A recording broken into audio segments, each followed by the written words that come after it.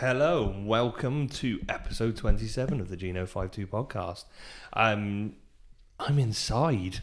You are. You've not locked me in the shed. But you're outside. You can see the sky and everything. I'm both inside and outside. Or a little bit. It's nearly dark. It is pretty... It's got fucking dark quickly, hasn't it? That's a real cracking start to the podcast. Let's talk about the weather. We're consistent. We're consistent. Consistently shit when we start the podcast. We may have changed location, but it's still crap. But anyway, my name's Tom, for those who don't know, and I'm sat and joined in Stuart's lovely new house. Yes. I finally moved. and you can hear that we're in a conservatory because it's all echoey and... Sounds like we're recording in the cathedral of whack. Or we're in a toilet. We're in a toilet. Yeah, you have got 3 toilets in here. I have. It's not 4 though, is it? Yeah, it's 3, but you've got 2 lounges as well. We're not allowed to joke about that. Some people don't find that funny anymore. And not the target. No, I don't think P finds it funny at all, but I think he's just given up now. He's just given in. Yeah, so we're in a lovely new house and we're back for another episode. It's been a while. It feels like it's been a while. It does, but it hasn't. If it has, it's only been our usual sort of 4 weeks. I think it's because we're inconsistent. Sometimes there's a 2-week gap. Sometimes there's a month, and it's been one of the. It's basically whenever Stu feels like he's not, once he's got over the trauma of having me in his house for a few hours, he lets me back in again. Once the stink's gone, it's been busy. I think there's a lot going on. I've had a very stressful couple of weeks moving, and you've been up and been away on an event and stuff. It feels like we've done a lot. Well, we did this, didn't we, when we were just prepping. I was just making notes on what I've done. I was like, I feel like I've been really, really busy. I haven't actually done a lot, but it's just been busy. Yeah, it's been big things, hasn't it? So, while we're on that then, Stu, aside from moving home, have you been up to anything? Well, what have I done? I did a little bit more on the fists before I moved. I had to pack all my stuff away, but I did a little bit more. I don't know where we got up to on the last show and what I talked about. I think they were pre-shaped and you'd done some yellow, and that was about it. Was that it, was it? Yeah. So all the grey's down completely. A lot of the metals are down as well. I think on the tanks, it's just the tracks to paint in, and the javelins, it's all the metals, but inventory, I've got to paint the metals in. But there's a lot of it done. I've even done the heat blooming on a lot of stuff. So we're nearly at that stage where I can kind of gloss and transfers and it could all come together quite quickly. But I'm really busy now as well because I took some time off because of moving. And now I'm trying to catch up with the finances, so I've booked myself with I've got loads of work booked in, and I've not really given myself any extra time to do any personal hobby projects. Yeah, half the rooms aren't unpacked here, but the office is set up and the hobby table's out. And well, we've done the bottom floor's pretty much done. We don't have furniture for the other. Still waiting for delivery for the other living room. Oh yeah, for my second lounge. For the lounge. This is the family room. I think Pete's probably got 3 lounges and a drawing room and a study and a masturbatorium. Yeah, no, it's looking good, but yeah, you've been fairly busy. I mean, move's taken you best part of 2 weeks, hasn't it, to get settled?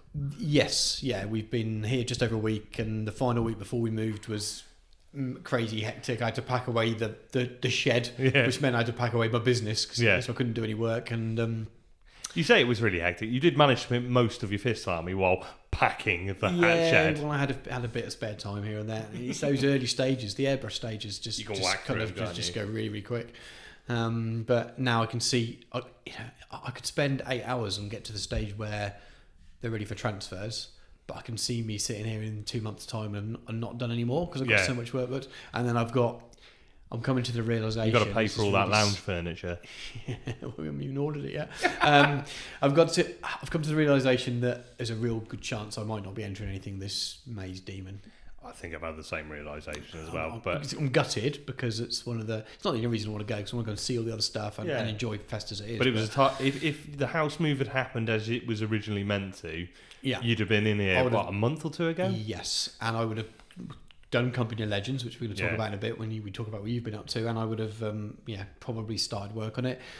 It's gone from 2 projects down to 1, and I've got all the bits, but it's not even built, and I don't want to do what I did last time, which is to rush it. My goal last year was to see if I could get a pin. Yeah.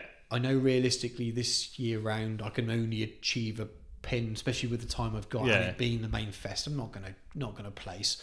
So why rush something to maybe get another pin now? Your target really is a place, isn't it? That's what you want. That's what you want. No, you love. I mean, I think it's a dream for a lot of painters. I'm nowhere near it though. I'm just being humble. I'm nowhere near it.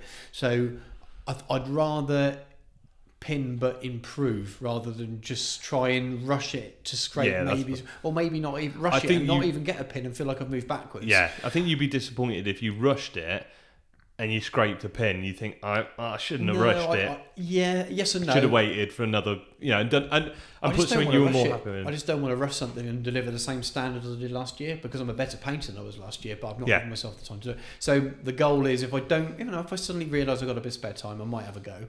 So I'm not saying 100% no, but I think it's probably 80% I won't. And I'd rather start it and have it ready maybe for 40k open day if I get a free Sunday to go up to that, or weekender. So I'd rather work on stuff slowly throughout the year, aiming to have it ready for next year and take my time over it. So still do the piece I planned, but not try and rush it in 20 hours, which is probably all I'd spend on it, and actually spend the time it's due on it. Which is sad, because I really want to just take something along with me, but chances are I probably won't know. What we're really saying is, because Carl's coming up with us now, he's the only one who's actually going to get anything painted, so the pressure's on Carl to get an entry and win. Definitely. Yeah, Carl's got to get. Someone going with us is going to. Yeah, Carl's got to get a Slayer sword now. He's got to do it. I will be surprised if he doesn't get something. I'm sure he'll pin very much. It's difficult. It's really hard with. It all depends what he enters and who turns up in there. The open days and the weekender and things. You can look at someone's standard of painting and you think you could say ahead of time, I think you've got a pretty good chance, because the field's small enough that there will only be X amount of that standard. Yeah. But with Fest, there's so many people go that you could be placing at one of the smaller events and those people are pinning. Yeah. So I think it's it's just the size of the field, really. You've got to do something incredible to stand out, which is crazy. But well, you look at the stuff that won last year. I mean, it was it was insane. It was Lands. Nagash, that's not just a beautifully painted model. It was completely custom built, custom converted, big kit and a huge diorama. That was just the level of work to get everything to that level. I mean, if that had been an open day, it'd have been like they probably wouldn't even bother judging it. They're just giving him the sword and walked away. But it's really difficult to stand out to at Fest. to say what we mean. I think without people thinking that it sounds like we're saying something about people who won things. No. There's nothing wrong. I just want to be clear. If anyone's thinking that's not what I'm saying, the standard's still there, but it's the sheer number of people. Yeah, you've got to standards. You think about it a lot harder, I think. When you put your model in that cabinet, they haven't got that long to judge it. You've got to bang. You've got to get that impression in straight away for them to be able to go. I'm going to take a longer look at that, So you've got to have that knockout to stand out from the crowd. The crowd is bigger, whereas at a smaller event, they've maybe got more time to look at models and weigh stuff a bit more carefully. It's like winning a golf major or just winning something on the PGA Tour. That maybe. Have you been watching a lot of golf lately? No, not for years, but it just came to my mind. I like crap analogies. Those are a show full of crap analogies. The more I talk about them, the more I realise it doesn't work. But I'm going to go with it anyway. The top X amount of players who are in the leaderboard would probably be in the top at either event. Yeah. But the field is smaller and there's more. You've got more chance of being in that kind of leader group at the smaller events. So the top standard is comparable, but you're scrabbling with this metaphor now. You're really scrabbling. It's good. Let's try tennis now. Football. Let's go cricket. That'll really screw me. Yeah. Well, if we start you on cricket, we might not get a show out this week. By the time you stopped. Well, I've had enough. No, actually, there's some good stuff. You've been enjoying the ball tampering. I have, yeah. Sandpaper, we can feed that in. We'll talk about that in the hobby section. I tell you what, I've sandpapered my balls and it doesn't half make you cry. That's going to go over. Well, it made 3 Australians cry. It really made them cry. Anyway, that's me really, moving house and getting my new studio set up upstairs. That's my hobby really. Yeah. And you've done a bit. A little bit. Actually, not as much as I thought, but I finished the mech off. So it was the last few, finishing the Vorax, rebasing the Knight to get them up to 3K ready for Company of Legends, and I ventured up to Company of Legends. So I went north of the wall. I put my black cloak on, and I got my pony, and we ventured out through the gate. And after fucking everybody dropped out on riding with me. Apparently, Sam was scared of my aggressive cuddling. So he decided to drop out at the last minute. You decided that apparently moving house on the Friday and then abandoning your wife and child to go play toy soldiers was not a good move. I still think you were wrong there. Predicted it as well, that it would fall on the same day, and we didn't know till the week before, and it did. You said to me about 3 weeks before, and you were like, I know it's going to be that day.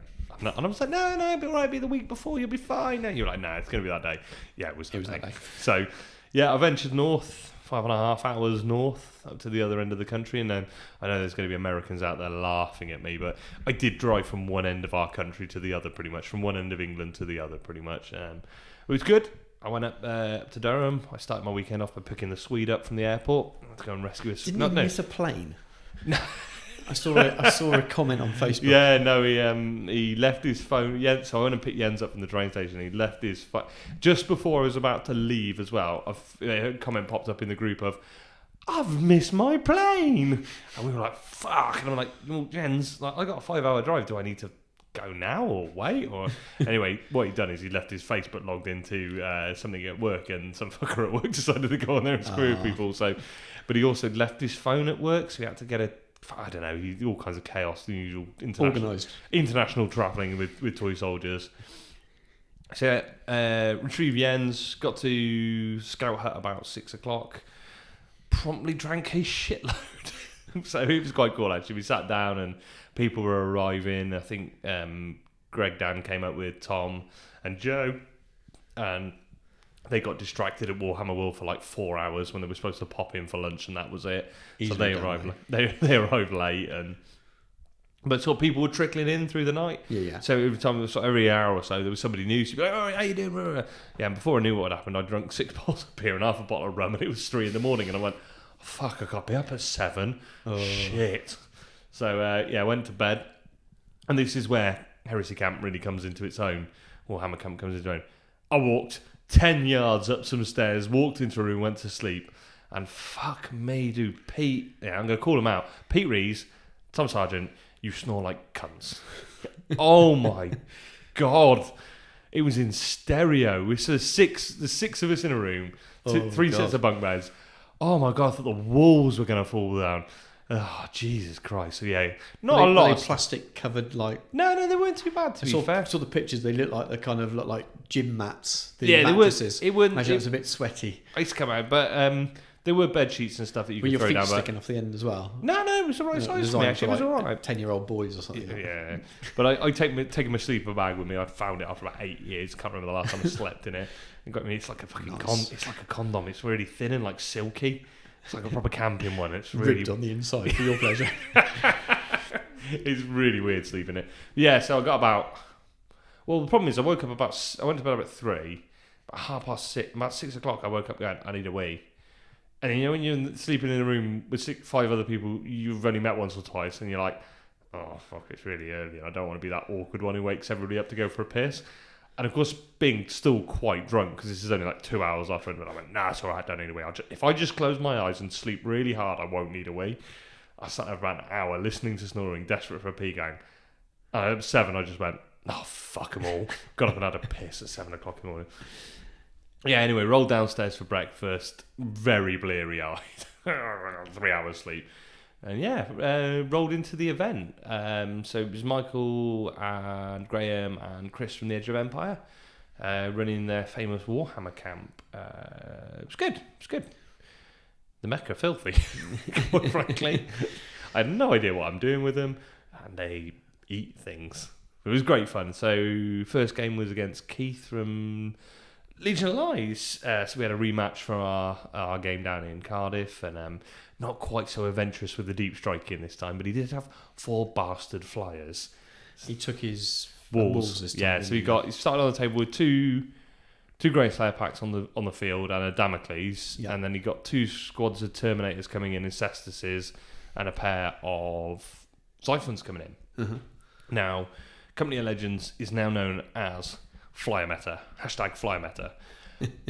There were, I reckon, over 20 maybe even 25 flyers amongst 18 players. So Keith thought he was being a bastard. Didn't someone have 3 Thunderbolts or Oh something? no! We haven't got started yet. Keith turned up with 4 flyers and thought he was a bastard. Pete Reeves turned up with a Thunderhawk, a Fire Raptor, a Storm Eagle, and a Xiphon, and thought maybe I've overdone it. And then Joe turned up with 6 Arvises and 6 Arvises and 2 Thunderbolts and a Warhound. Fucking hell, that was a lot of flyers around. Yeah, I mean, I played Justin, and he got a Cestus and a Xiphon in his list, and I was like, yeah, okay. You know, when you're just like, yeah, okay, 2 flyers, that's fine. That's hardly any compared to everything else. I mean, I turned up with the Avenger and was like, man, I brought a flyer. That was my only anti-flyer as well, except for the Peltas, who did take a Cestus down, snap firing haywire shots at it. I've decided I want to get me a Cestus.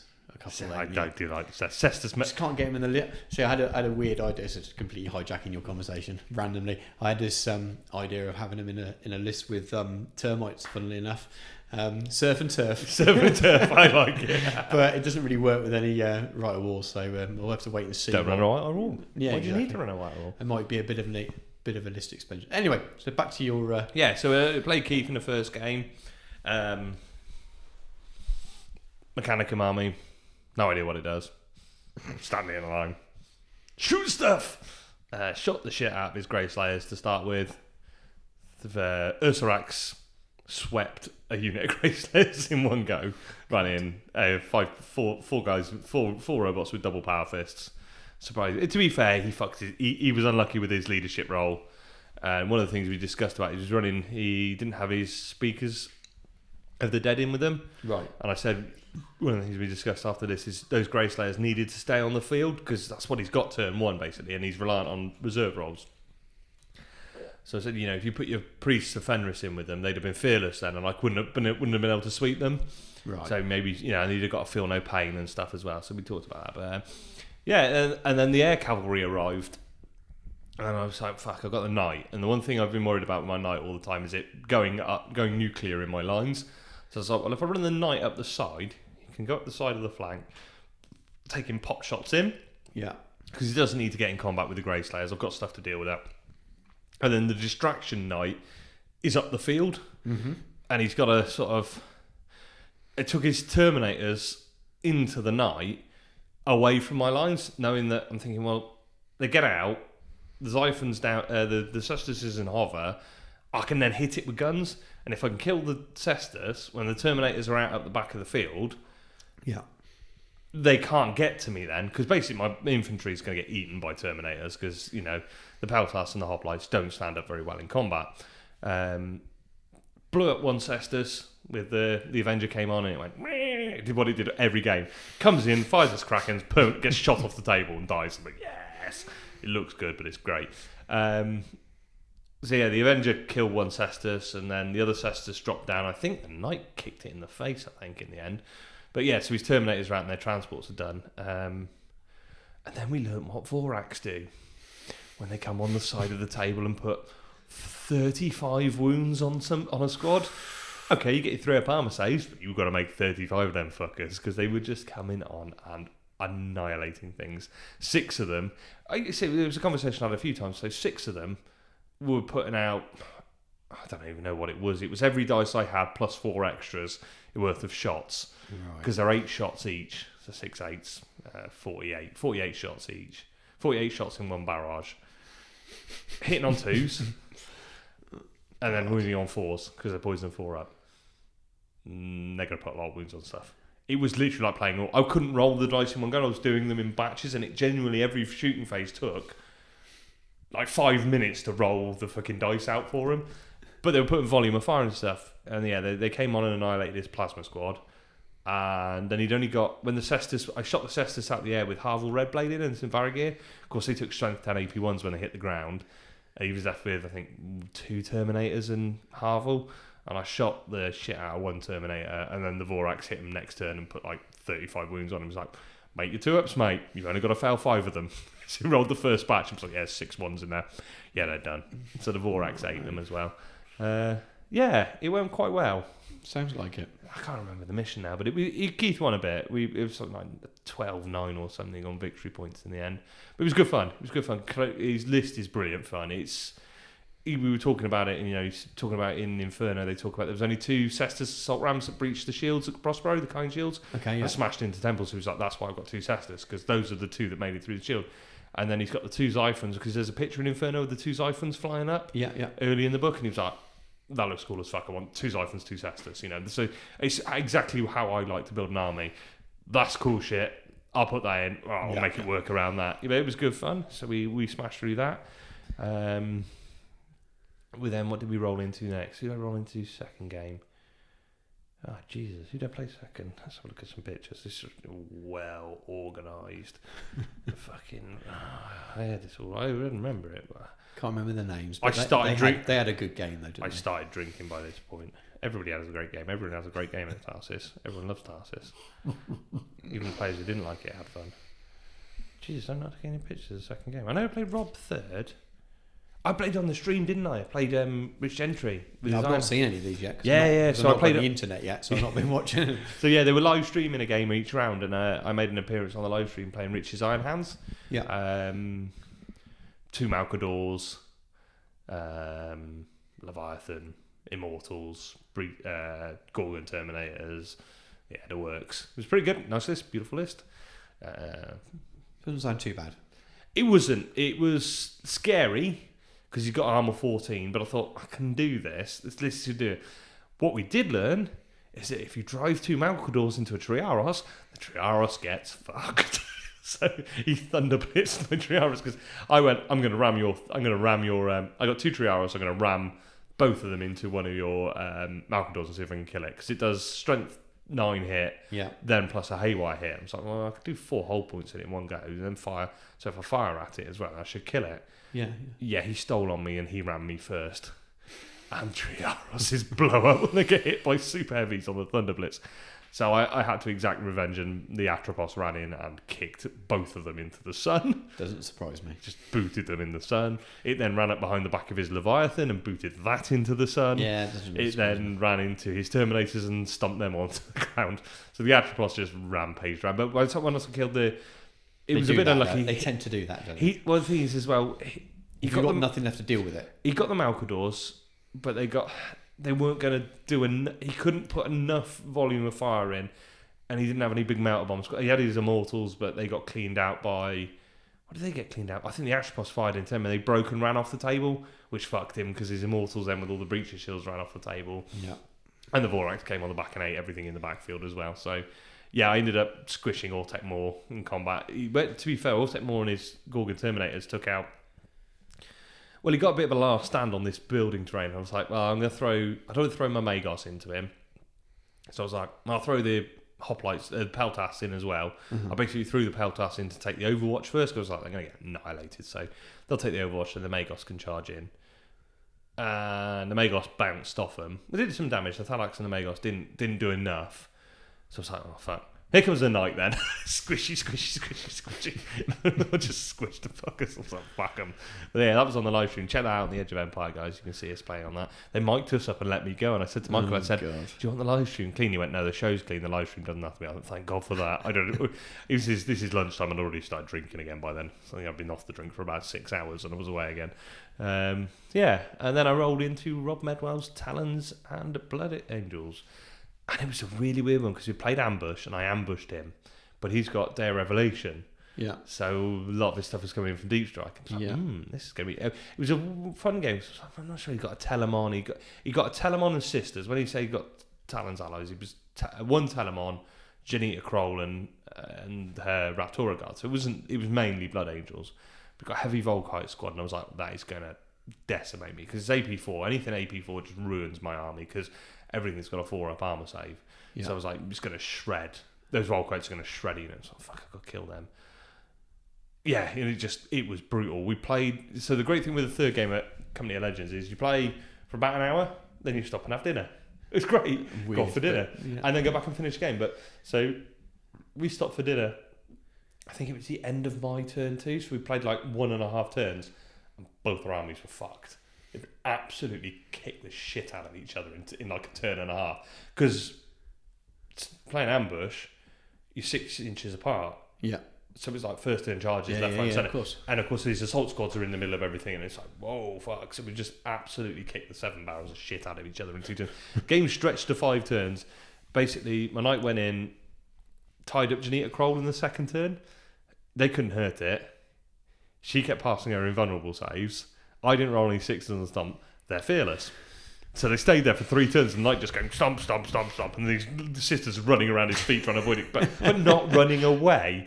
And yeah, the predictable happened after about 3 turns. He just went, I stomped him. I rolled a couple of 6s, and down they went. Yeah. So the knight's then at the other end of the table. Everything else is dead. I've got, what I got left? Not a fat lot. A Magos, some Magos and Thalax, a Triaros, and the knight. It was like, the knight's got to cross the entire board. And we basically worked out, it came down to, if the knight made it into combat and killed his last assault squad, I'd win. Right. If I didn't make it into combat, I would lose. No, if I killed him in combat, I could draw. That's the best I could do is draw. But if he stopped my knight from hitting him in combat, he would win. Okay. So I ran into his Volkite squad in the middle of the board to stomp them. Didn't go through them in one go like I wanted to. So fuck, that's tight. So that stops the charge then. Kills the Magos. Oh, fuck. So anyway, I have to run in, consolidate in, and it's his turn. It's like, fuck. So he makes the gutsy move of separating his Praetor and his Chaplain and a few others off to basically put, and he's still got a Leviathan in it, so he's got a melter shots in 3 arcs of the knight. Oh, fuck. Because the one thing you do with knights is you've got to watch your positioning. Because all you got to do to kill a knight is get on 2 sides of it. Because they can only put a shield on one side. Right, and he just hammer shots. And he's already taken like 3 or 4 wounds by this point. So he's taken a battering. He's not going to...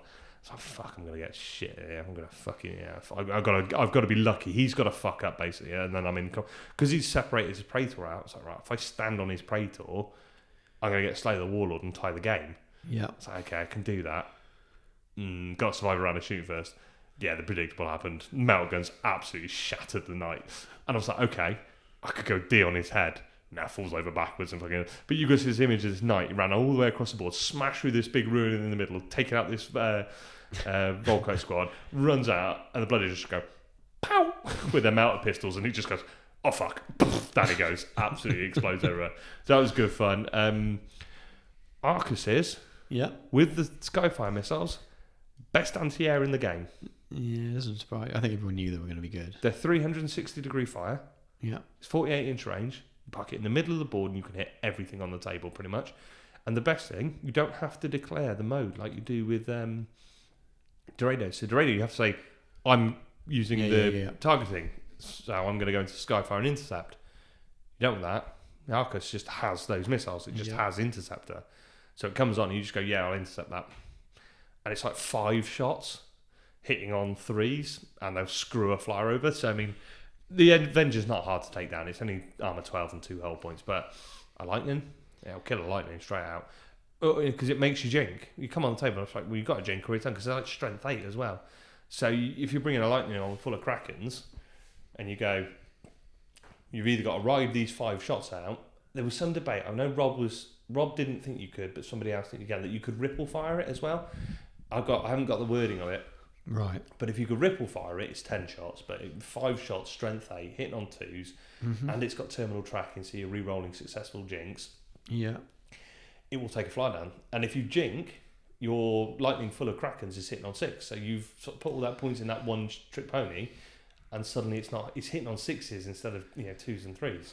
So you're going to screw over somebody. Sounds like he needed it for it's that perfect. weekend. Yeah, Christ, yeah. But it's perfect. The Arcus, I think it works out more points than a thing. But you're getting the Skyfire missiles and the normal missiles and the ability to report on a Sigarian chassis. I may have to buy one of them. Yeah, really versatile. Well, it's on I like the model as well list. It would work well on my fists as well instead of my Derrideo because they're all mobile. Yeah. So, and I can easily squeeze that in the 3K list instead. Really good addition to the list. It might be on the shopping list. I'm sold on the Arcus as a decent unit now. I love the chassis, so I miss not owning one, so I will get one at some point. I mean, it did help where we were in ambush. You managed to plop it in the middle of the table, so it had that fire up then where I couldn't bring the flyer on. But a bit of careful positioning, you will do some damage to stuff. Yeah, so we then rounded off the day. Dinner was eaten, games were finished off, lots of chatter and drink, and then we had Parmogate. So there'd been a lot of talk about Parmos. And I'm gutted that I couldn't go I'm for a Parmo. Yeah, one of the reasons to go was to have a Parmo. I like my food. I'm a fat bastard. I enjoy Parmo. Graham was running around. All right, we're going to order Parmos. Yeah, everyone want Parmos big. So the Scottish guys, they wouldn't even ask. They just started doing a takeaway order. So it's like, oh, cool, great. Someone's on it. So about 9 o'clock, we ordered takeaway, and we all sat down and started drinking and chatting. 10:30 comes around. I'm thinking, I'm really fucking tired. I've only had 3 hours sleep. I've been playing all day. I'm fucking knackered. When's this food coming? About 11 o'clock rolls around, still no food. So we said, what's happening? So we're ringing them and they said, basically, they hadn't got enough Parmos because we ordered about 20. Yeah. They were trying to sort them and they'd be here by midnight. So fucking hell, midnight. Oh. Bear in mind, we'd had food. The guys who fed us and everything, nice food, real wonderful dinners. All the food up there was amazing. This was beer food, it wasn't. Yeah, and it was like, I don't really need it. I just want it because I want a Parmo. Oh, fucking it's midnight rolls round. Speak to the guys, so we're in the kebab shop and they're not even answering the phone now. Luckily, we'd done cash on delivery, so I was like, oh, fuck it, I'll just get my money back in the morning. Yeah, they'd all given up. They were like, yeah, we ain't getting them. They screwed us over. I was like, that's fine, I'm going to bed then. About 11:30, I'm going to bed. I'll grab my money back off you in the morning. It was like £7 or something. So I was like, yeah, that's fine. And I get into bed and I'll sit there on the phone, just, checking the internet, doing the usual thing, winding down. And Pete's head appears around the door. It's here. I was like, oh, great. We go downstairs. This is about 1:45 in the morning. We've got these Parmos, and I'm like, I'm going to eat this and go to bed. And it is just a massive slab of breaded chicken, cheese, and I put mushrooms on them as well. It's like, oh, this is so greasy. It was beautiful. It was lovely. But I was like, I'm literally going to eat this and go to bed. I'm going to feel awful. Yeah. So I just stuffed it in my mouth. I shared it with a few other people, and she finished it and was like, bed. Go to bed now. So it took them 4 hours to make 20 Parmos, and they didn't have enough chicken. So what were they? Where were they sourcing? I have absolutely is the cat no population idea. Of the area? There is no more cats in Durham whatsoever. But so we had these fucking Parmogate. 4 hours to get Parmos. And that's the thing, because I was tired as well. It's a tiring day playing 3 games, and I'd not had a lot of sleep. And I was like, I think I came downstairs in the morning for breakfast and said, what time can I go to bed? Anyway. We all chilled out then. We all crashed out about midnight, and rolled into Sunday. Sunday was good fun. Who did I play first Sunday? I played Lee Jagged. Played Lee Jagged and his lovely Dark Angels. So again, this was the first super heavy I'd rolled into, apart from the Malcadors. So you had the 2 Malcadors. First proper Lord of War I'd rolled into, and I was like, okay. And that Gatling cannon, the Vulcan Mega Bottle in the front, I was like, that's just going to devastate my units. It will just strength 6, AP 3. It was just take my arm away, double everything out, no feel, no pains. It's just going to... what it fires at, it's going to kill. I mean, it doesn't even need the 40 shots. The 20 shots will devastate it. So that has got to fucking die. So I had to put stuff in reserve. So the Vorax went in outflank. The Ursarak started on the table. The Magos started in deep strike as well. So I've got to hold them back. So, right. Knight's got to sit at the front and just run the fuck up the field and just... if anything, it's just going to just distract them while I fire... everything into it. And he got a pair of Contemptor Dreadnoughts with twin las cannons on both arms. He got 2 Land Raiders. So he got a bulk of heavy armour. I was like, this could be interesting. Lots of Terminators as well. I was like, this could go badly for me, or it could go well. So I fired the little Venator tank into him, stripped some hull points off. The Knight ran up, took a load of fire. Then turn 2 came around. The Knight failed his charge because it was a 12-inch move and a 12-inch charge. Yeah. I was like, fuck it, we'll go for it, haven't we? Charge. So he failed the charge. So he stood there with his dick in his hand. Gets shot in the front a lot. But then turn 2, the Magos drops in behind it. And I'm like, at least he's behind it. And if the Terminators come out, the Terminators are going to come backwards. Yeah. Then they're not going into all my soft stuff at the front. So I could Magos at the back. Because she can tank stuff on a 3-up invuln. I can ride my luck there and just see if I can hold the Terminators up. So anyway, she drops in, I start firing again. So I fire the Lance Cutter at the Stormlord off the Knight. I fire the Vortex gun off at the Contemptors. Okay, cool. Got options there, but yeah, my 90% is going in the Stormlord. He'd bailed a load of his Terminators. Oh no, he bailed his Terminators out, so I had to kick the fuck into a load of Terminators before I could get the Knight out. Yeah, so his turn, he jumped all the Terminators out, and I survived all the chain fists of the Knight. So he just had to stomp them out. But yeah, so I fired the Venator into the Stormlord. He was taking about 2 or 3 hull points by this point. 4 shots, 4 hits, 4 pens. No, 2 pens and 2 glances. Fuck. 5 hull points off it in 1 round of shooting, and he was like, well, that's fuck that then, because he got like 1 hull point left. Shit. So it's like, Magos is behind it. I've got the lightning guns. It's only armor 12 at the back. Strength 7 lightning guns. Oh, I've got a photon thruster. Yeah, fuck it, throw the photon thruster in it. 6 hits it on a 2. Needs a 6 to glance it.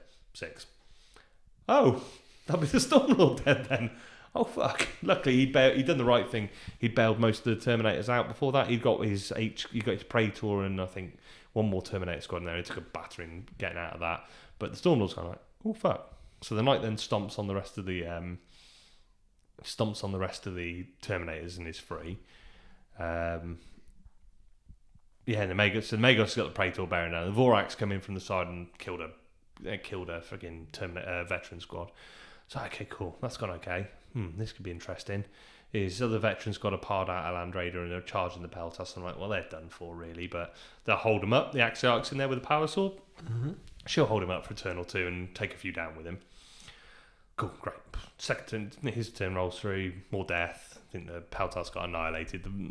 I think 2 of them survived with the Axiarch, and they stood there. And I was like, okay, cool, that's fine. They're sort of holding him up there. I'm still manoeuvring around.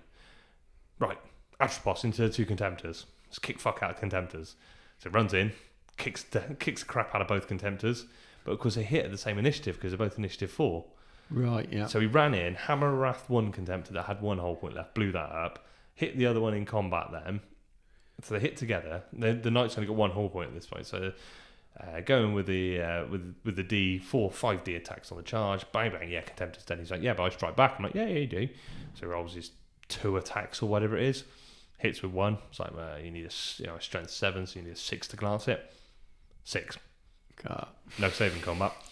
So basically, the Knight came running up the table, ran through these Contemptors, and what the Contemptor did is he stuck his leg out and just tripped the fucking Knight up as he went down. Because it was double Ascan arms, so he didn't even have a fighty Contemptor, just fucking tripped him up. Bang, down he goes. I'm like, oh, that's the Knight dead. But by this point, I killed a veteran squad, most of his Terminators. The Vorax had come on, and the Magos was holding his Praetor up in combat. He first ran a combat with his Praetor Paragon Blade. Chugga, hits. Chugga, 2 6s to wound. It's like, fair one of those Magos is dead. I'm like, yep, 3 up invulnerables. Right, need 2 3 up, so he's dead. Bang, mace both of them. So, and I'm power fisting him back with my strength 5 power, strength 10 power, no, strength 8 power fist on her. So I'm like, you fail one of your invulnerable saves, you're dead, and yours are 4. So there's 2 rounds of ineffective combat, and then she just went blah and popped his Praetor to pieces in a challenge. I was like, okay, cool, that's fine. And then, but there were still quite a few Terminators kicking around. I was like, and the Thalax, there are only 2 attacks each once they're in combat. Weapon skill 3. Okay, they got rending on there, so I was sort of fishing for rends on stuff. So I was like, no, I'm just gonna get bogged down here. The Magos might kill 1 or 2 a turn. Anyway, the Vorax are then in. Vorax run in with 3 attacks each at strength 6, AP2, rending, power blade attacks, and so they did all right. They ate them. Vorax, they're 600 points with the Magos. They need to kill shit. They need to be annihilating stuff. I said to people, I said the Knight, the Magos, and the Vorax account for over 1,000 points of that 3K list. They got to do work. Those Vorax have got to come on and kill stuff. And ended up, we got 1 veteran squad left, and I think I killed him with the Venator, shot the shit out of them, and then the Mauler bolt cannon on my Triaros. But it was War Allies as well, so I was like, I could still get dicked over here, but it's quite comfortable win in the end. I didn't roll any minus D3s like Keith did. Keith was playing that game. He was like, I'm going to win. I went over, I'm going to win this. It's my first win of the weekend. Oh no. Lost the combat, which got him 1 point behind, but he got 2 objectives. So he's like, basically just got to roll like 4s, and he'd have won. Yeah, first roll, 6, minus D3. Second roll, 6. So that's minus 3 victory points then, Keith. Yep. Second objective, 1. So you made a total of minus 2 objective points then. He's like, yep, that's fuck me. So it was pretty tough on Keith there. But yeah, that was good fun. It was good playing Lee. It was good fun to play. Pretty tough game. It was one of those ones, like I said, if the Stormlord had survived a bit longer, he'd have just started taking units out. But I was like, well, I'm just going to have to hide in transports. Yeah.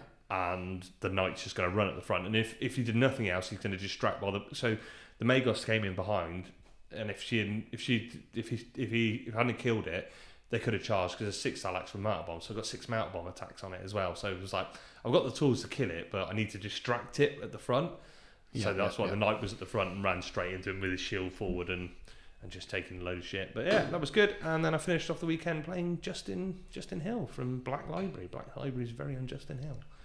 Against his fists. I think I played his World Eaters last time up at Company of Legends, when I forgot to put a Land Raider with Terminators on the field in deployment. What event was that? That was Blood and Glory. Blood and Glory, when I played a Padavi. So played his. It was really nice actually. Played Hammerfall Strike Force Imperial Fists. Very different to what you normally see. No breaches in Land Raiders and Stone Gauntlets. So we had loads of deep striking units. He had a Cestus, a Xiphon, some heavy support squads and stuff like that. So that was good fun. Kicked his Leviathan in the dick. I've said to people before, I built this list to do 2 things: kill Spartans and kick Leviathans. I kill Spartans and kick Leviathans all weekend. That's what he was there to do. But yeah, killed his Leviathan. The Ursarax went 4 rounds with his chaplain and his breaches in combat. They were just ineffectively bouncing off each other in combat. He mishapped with 2 of his power armoured squads deep striking, so I stuck him in his back line, and the Vorax did what they do to Vorax power armour. They just swept on from the side and just burted shit off the table. So yeah, they did that, and it came down to a fight between my Magos and his Praetor again, and I think his Praetor won that, but then my one remaining Ursarax managed to get into combat and splattered it with one Ursarax. Robot death. So that was good fun. But yeah, and another win there. That was good fun. But yeah, overall, it was a really good fun event. It was well organised, well run. The guys, I mean, could tell that before. Obviously, as I was going, I was in the group and involved in reading all the pack and doing all that, so I could see how well organised and how well prepped it was. So I'm not surprised to hear it was. I mean, well run. There were comments of 60 quid. We might have to raise the price next year. And I was just, oh, fuck's sake, guys! It's the biggest bargain out there. At 100 quid, it would still be a bargain. Because bear in mind, I paid £60. That'll be Friday and Saturday night's accommodation. Yeah. Friday tea, Saturday breakfast, Saturday lunch, Saturday afternoon tea, Saturday dinner, Sunday breakfast, Sunday lunch, Sunday afternoon tea. Yeah, it's incredible, isn't it? Absolutely incredible. I think the whole weekend, excluding fuel, cost me, if I put beer, I reckon it cost me less than 100 quid. The whole weekend, excluding fuel, so transport aside. So I'm talking to Pete about going to his next 30k Frontier. I mean, it's 60 quid for the ticket, which is still fine. It's not disservice to Pete.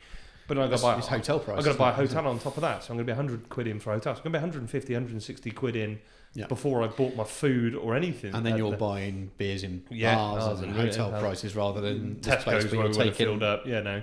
I think me and Yen spent like 20 quid each, and I bought a crate of beer and a bottle of vodka, a bottle of rum. Jens bought all his stuff. He taught me the art of travelling abroad. He just took his army case as hand luggage. Yeah. I don't think he even had clothes with him. Nice. But we went to Tesco's. He bought his deodorant, his toothpaste. He bought a cheap toothbrush. He bought deodorant because he was like, can't take it on the plane, so I'll just use it and chuck it in the bin. And it cost him like 10 quid. Yeah, it was just sense. It was me buying 100 quid on a whole bag. Yeah, makes sense.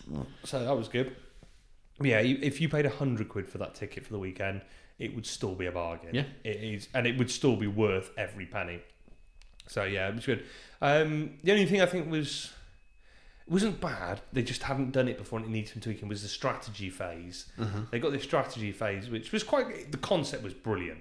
So they got these the planetary empire tiles. Yeah, and they represented the battlefields as you go. So we started off with like one row of tiles. Yeah, and then the second round it was the next row as the armies were advancing across the planet, and they were working their way up to a hive and a down ship. Cool. And it was brilliant. It was absolutely the principle was fantastic. The first round they were like shit, trying to work out how it works, but it's the same as how often have we done things where we're like, oh shit, how does that actually going to work? We had our matchups moment. Oh god, So it was not criticism. It's just they'd also listed vital targets. So all what they felt the strongest lists were, they'd pick them out as vital targets.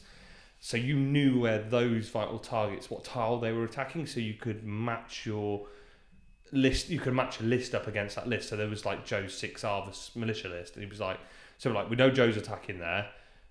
Who wants to take that on? So you could either, I'll throw Will Henry and his White Scars under the bus every round. I went, well, you're going to fight them because they're really hard. Yeah. And so you knew where those strong matches were, and then once you'd allocated people to fight the strong list, the rest of the matchups were then random.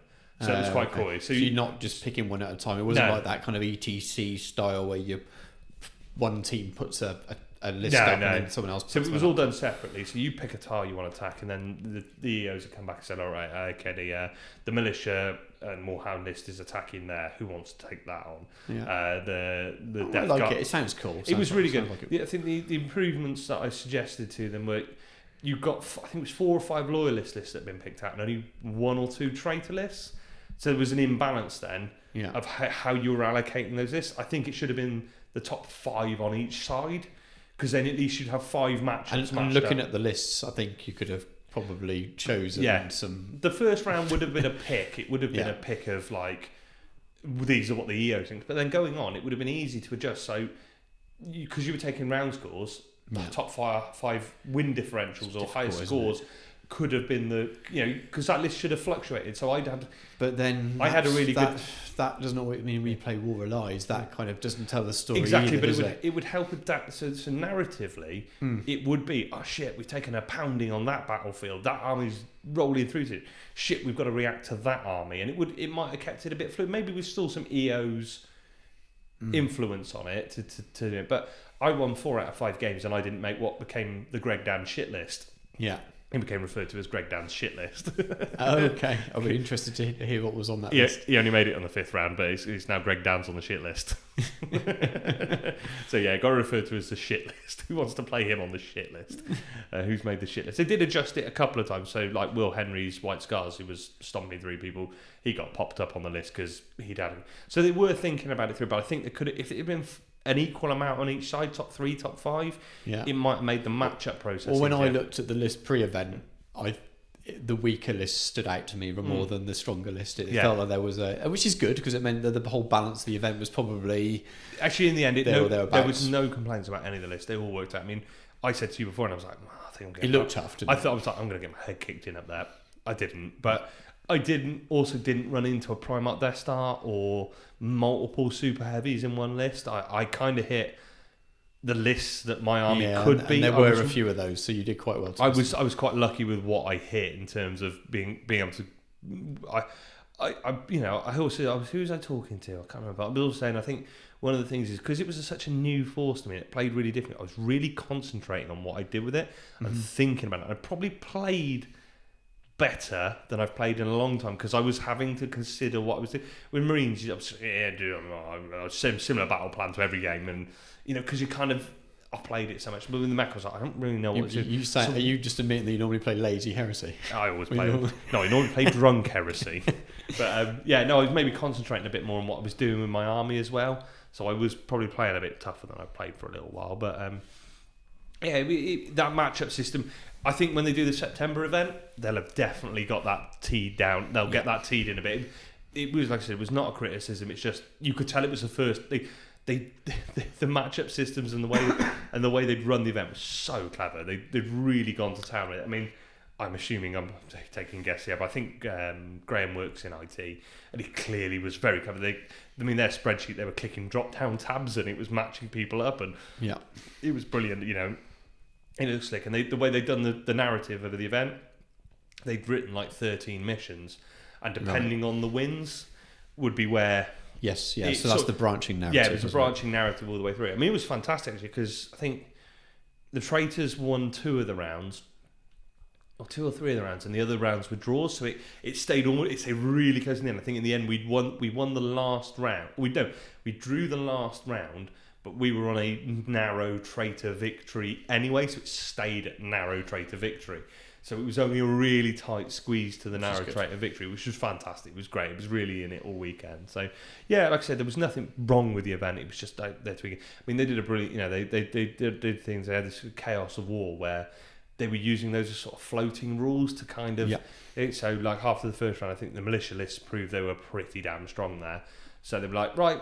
During the first round, there was a fuck up in the supply lines. The traitors have got into the loyalist supply lines. They fucked up supplies. So all the militia reducers have run out of breacher shells. So they got no breacher shells. Oh, fuck. So it was narrative. Yeah. It made sense. The traitors have fucked your supply lines up. You've lost your breacher shells.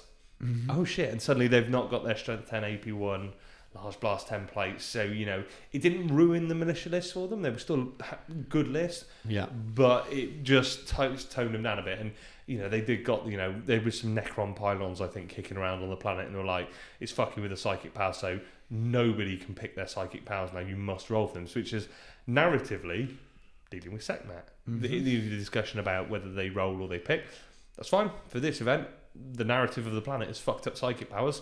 Roll for them.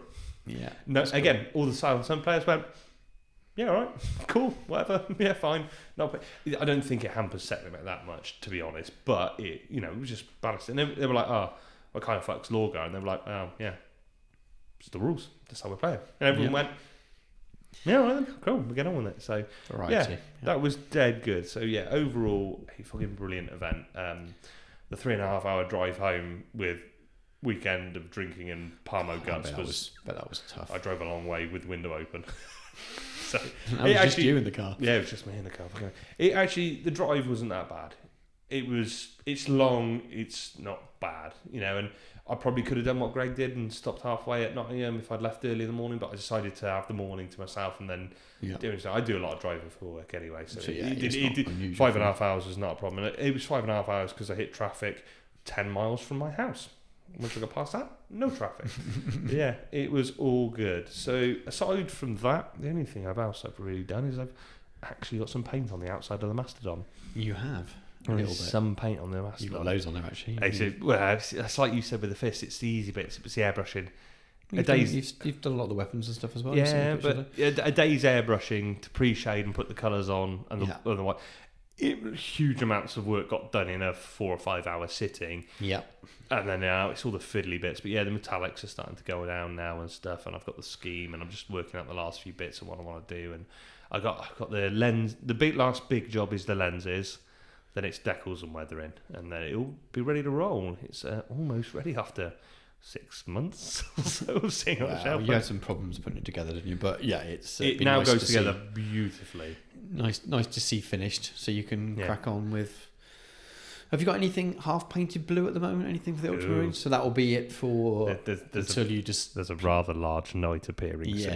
Yes. You've done a bit of shopping, haven't you? So. I might have had a little accident in Forge World. So Greetings from Warp is May. Yeah. I reckon by the time it arrives, I've got 2 weeks to build and paint it. It'll be fine.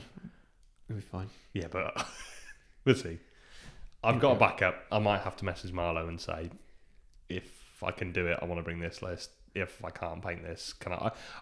My option, it's not being cheesy, but I wouldn't want to rush or bring a half-finished model. Yeah. I've got a 3K army that I'm happy to play. Both lists, so you're not. I might send in both and say, look, if I don't get the pull fire done, it'll be this one. I'm not looking at other lists. And then, do they publish the lists? I don't think so. I don't even know if there's a list submission. So I think Dawn said it might be around 2 weeks beforehand, but so it might not be an issue anyway.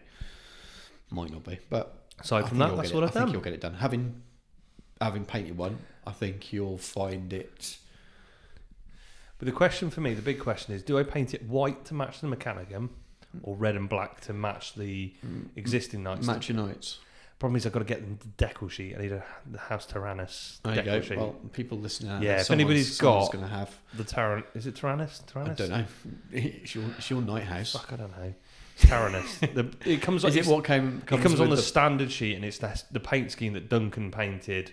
So it's a on standard Warhammer TV plastic knight. If you've got the Tyrannus, the red and black knights from the existing Are they in the plastic Yeah, box? sorry. So I'm trying. Just fucking words wouldn't Have work. you messaged?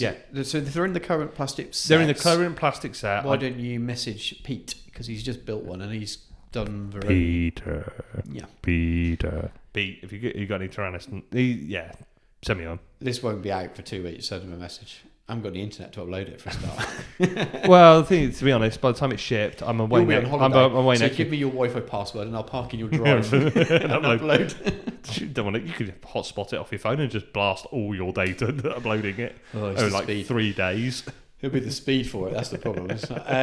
Anyway, that's not interesting. But yeah, I think Pete's just built a plastic knight. Yeah, So yeah. he- Pete, if you've got one, or if anybody else has got one, they want to sell, trade, sexual favours for.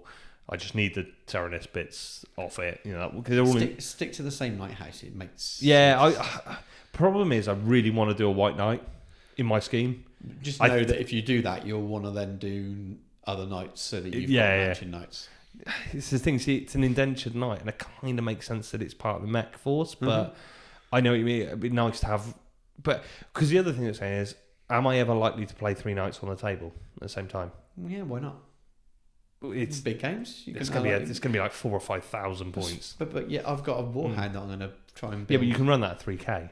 Yeah, but I wouldn't want to. I'd rather play it in a big game. I'd rather we had a game we played all day and had a big 5k game and had enough stuff so it wasn't. If when they die, there's still a game. You know. I might. The only problem is to do it. I did that metallic black on the Atropos. Mm-hmm.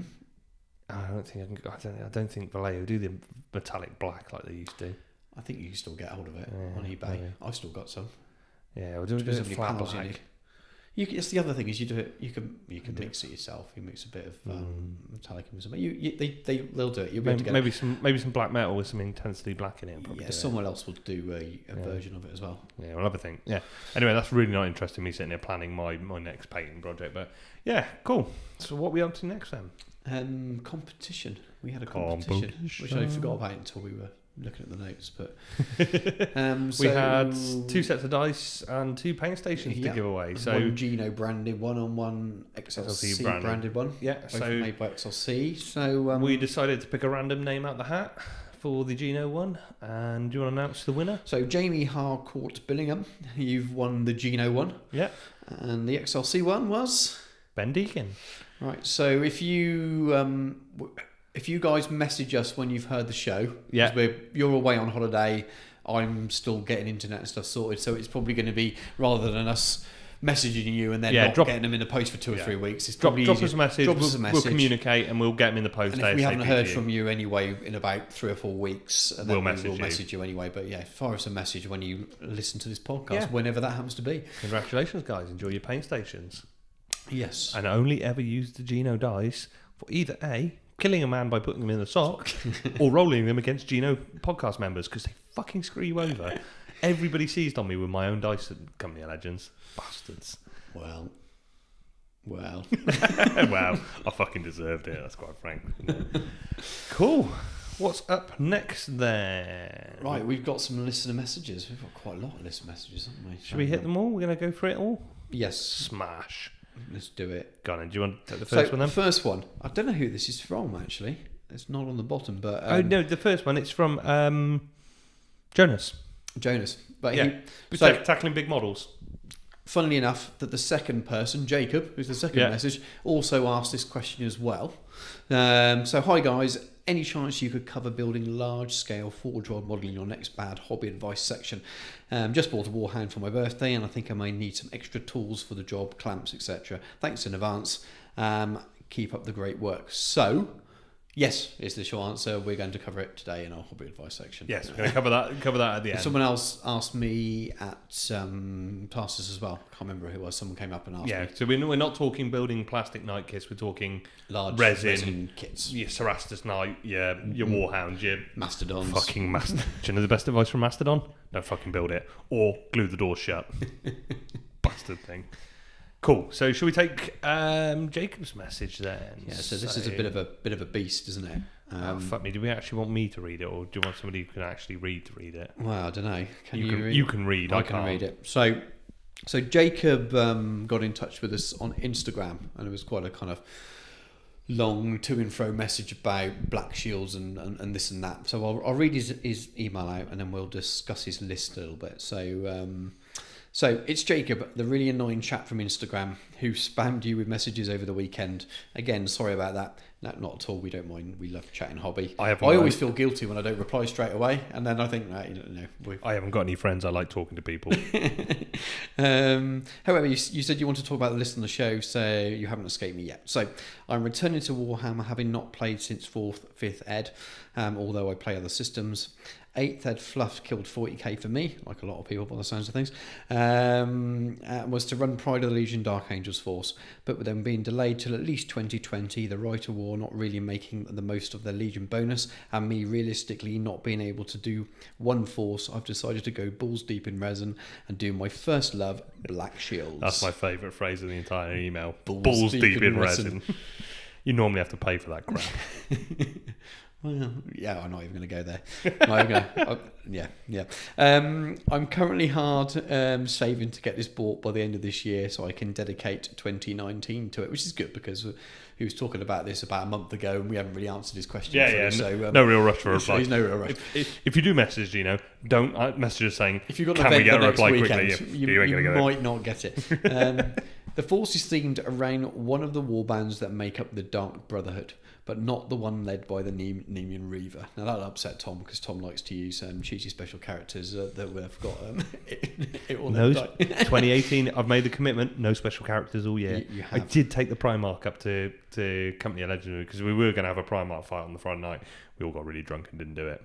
I can imagine. It never came out of the box. Well, I remember when I was writing my Black Shields list, you keep saying, well, just take the Nemean Reaver and rename him. He's got. The problem is we'll cover this a bit when we cover Black Shields. Is if you hit a Primarch, the only thing with the tools in the box to go anywhere near it is Nemean Reaver because he comes with Eternal Warrior. He ain't going to get splatted by a Primarch instantly. The Reaver Lord is good, but he's a Praetor. In the meta, if you're playing with Primarchs and things like that, the Nemean Reaver gives you a shitload of good stuff. And that's the issue. I mean, I don't want to get into this. I'll just say it briefly, but that's the issue you get when you build a list, and that's the list your only list you play. So if you build a Primarch list and you want to play that for a year, then people playing you have got to deal with that, and then you're playing a certain kind of game. Whereas if you want to build a list that's not based around a Primarch or a super heavy each time, then when you come up against people who have got those kind of lists, you're going to struggle again. This is kind of weird, almost weird balancing thing. Anyway, we've talked about that before. I'm going to go into it. So where are we? So reading up on the fluff. Once you got pulled across the Knights Errants, the Brotherhood broke up into rival warbands. So I figure there is scope for smaller forces under their banner and powerful characters that want to command. This force is designed to represent that. Following the initial advice you gave me in relation to my first draft, I have made some changes and attached the revised list in a more legible state. It's kind of modular that I'm building on existing lists to make larger ones, and I've tried to show that in the document. This is probably very, very dry. I might skip some of this because it's more for me to read.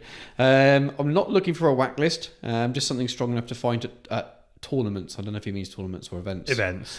Don't go. He means events. Do you want some advice? Don't go to a tournament.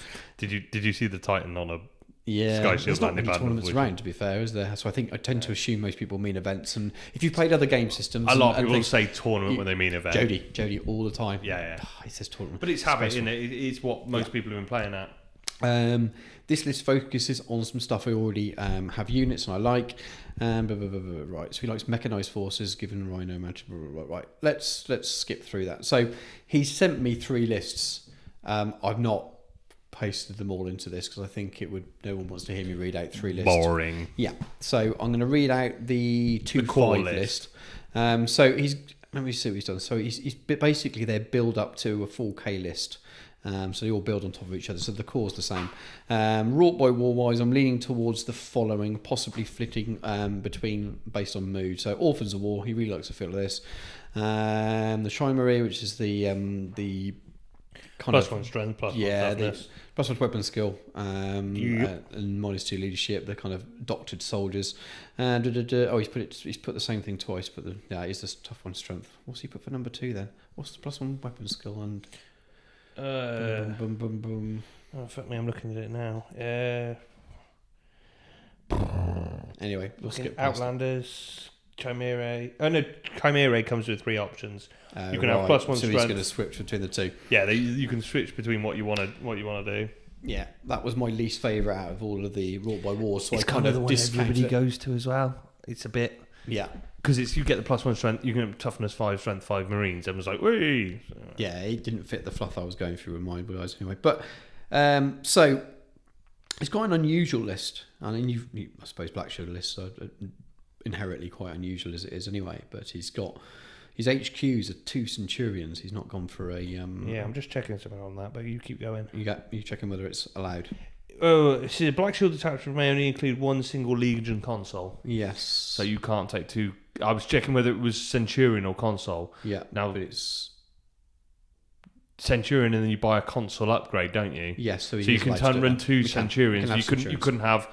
So he could have a Centurion and a Chaplain. He couldn't have 2 Chaplains. That's right. Yeah, that's cool. That's why I just wanted to check that, because I thought, oh fuck, we don't want to fall at the first hurdle. So he's got 2 Centurions, elites. He's got Terminator Squad. I won't give it the full loadout. Inner Phobos. Yeah, Inner Phobos. There's a good mix of anti-armor, usual stuff. Legion Quad Mortar, so 2 Rapiers with shatter shells. Troops. Marauder squads, 3 of them, which is your core of any Black Shield's force. Yeah, quite small units. 6 men in it. 6 men in the Rhino. No, 7. 7 men, and the idea is he's sticking. I think they're quite set up for shooty, aren't they? Yeah, I'm guessing he's going to be sticking an HQ in each of those. So he's filling that. I think he's keeping his Rhino. They're in Rhinos, so he's keeping his Rhino slots open there. Yeah. I'm sure in one of his later lists is maybe a apothecary. I can't speak. Yeah, it's something that makes it up to 10 anyway. He's got a Xiphon, an Arcus, a battle tank, and a Leviathan. Token Leviathan. So it's see. I'll tell you where I'm at with it. You go for it. I'll tell you where I'm at with it. I was going to write a list for him because he was asking, what would you do? And I stopped myself because that list, and this isn't a criticism, is just so far away from any list that I would write. There's no point in me writing a list because it's not going to help him, because this is what he wants in his army. So I thought, I can write a list, but it's not going to have 2 Centurions. It's going to have a Reaver Law because I really like that profile. I'm going to have bigger squads of Marauders because I really like them. In fact, you can have big squads of 20 on them. They're brilliant with their 2 attacks. They're really good close combat. I think you're hampering them a little bit, putting them in small squads in Rhinos. You're taking away their strength, which is going to be in close combat and numbers. And they're not going to charge out of Rhinos. So all the things that I feel works best for a Black Shield's force, he's not able to do there. But then I thought, well, don't want to tell him, well, you've done it wrong, because he's building this to the fluff and the feel that he wants. We're going to cover alternative armies. Yes, in the main section of the show, and we're going to go through Black Shields and Dark Compliance stuff. And one of the things that stands out with all these extra kind of forces is they really suit doing what you want. They give you the ability to create what you want. And I think even as to review a Black Shields list, it's really hard because it's very much built around fluff and theme, and doing what you want. Because there's a couple of changes I'd make, and I think they're very much the same. It wouldn't feel the same list. I mean, foot slogging Leviathans, I just don't think are worth it. I mean, he's got what's he got? You could also argue it's the 300 points worth of Leviathan stood at the back. Yeah, you could also argue it's a friendlier option as well. Is the Leviathan a nicer thing? I know it's an easy target, but for Black Shields as well, I take a Cortis Dreadnought because it's kind of more their thing. But again, that's it's a beautiful model, and that might be why it's in the list. Yeah, exactly. It's very hard to give him feedback. I mean, there's nothing glaringly wrong with the unit. So you can sometimes see a unit and you say, so like a Terminator Praetor with an Iron Halo. Yeah. Well, there's no point in that because you're in Terminator armor, or blah, blah, blah. Those are not wrong with the units, but they're spending points on things you don't need to spend on. Has he got Dozer Blaze on his Rhinos? No, that's about the only thing. For that list, get a dozer blade on your rhino. You need to be moving around. I mean, I'd be dropping one of the Sicarans, definitely. Maybe the Leviathan or the Xiphon, and probably looking to get something else to get a big, even if it's a Spartan, it's a bit boring, but get a 20 squad of Marauders into a Spartans. Yeah. So you've still got that fast mobile feel, but you can actually bloody assault them out of it, that kind of thing. And it's not over the top either. This is not a Primarch Death Star jumping out of a Spartan. This is a unit. Because the thing is as well, he's got quite a shooty list there, and nothing in Chimera benefits that. No. It's quite combaty. It's either +1 strength, +1 toughness, or +1 weapon skill. Well, I suppose +1 weapon skill, +1 ballistic skill does help, but you're -2 leadership. But so it's not too bad. I would, if it was me, I would drop the Leviathan and have two Xiphons. Feels like it fits the theme more, fast-moving air support, rather than a slow dreadnought stomping around at the back. It's difficult, isn't it? I learned that Xiphons are pretty fucking good, actually. Everyone craps on them, but Company of Legends, they did work. Yeah. And a pair of them work really nicely, so... I mean, people who play Black Shields and listen, send some, send us some feedback. It's not forced either of us to play. Put some comments in the post for the show, and we'll pass it on. I know Jacob uses he's Instagram, in the groups, but if he's not, I don't know if he's in the Facebook groups. I know he's on Instagram. It's the same login anyway, isn't it? But he will see it and we'll give him some ideas. It's very easy for me to say I wouldn't do this. I'd write it, but it would be so wildly different. But I would consider trying to make your Marauder squads larger.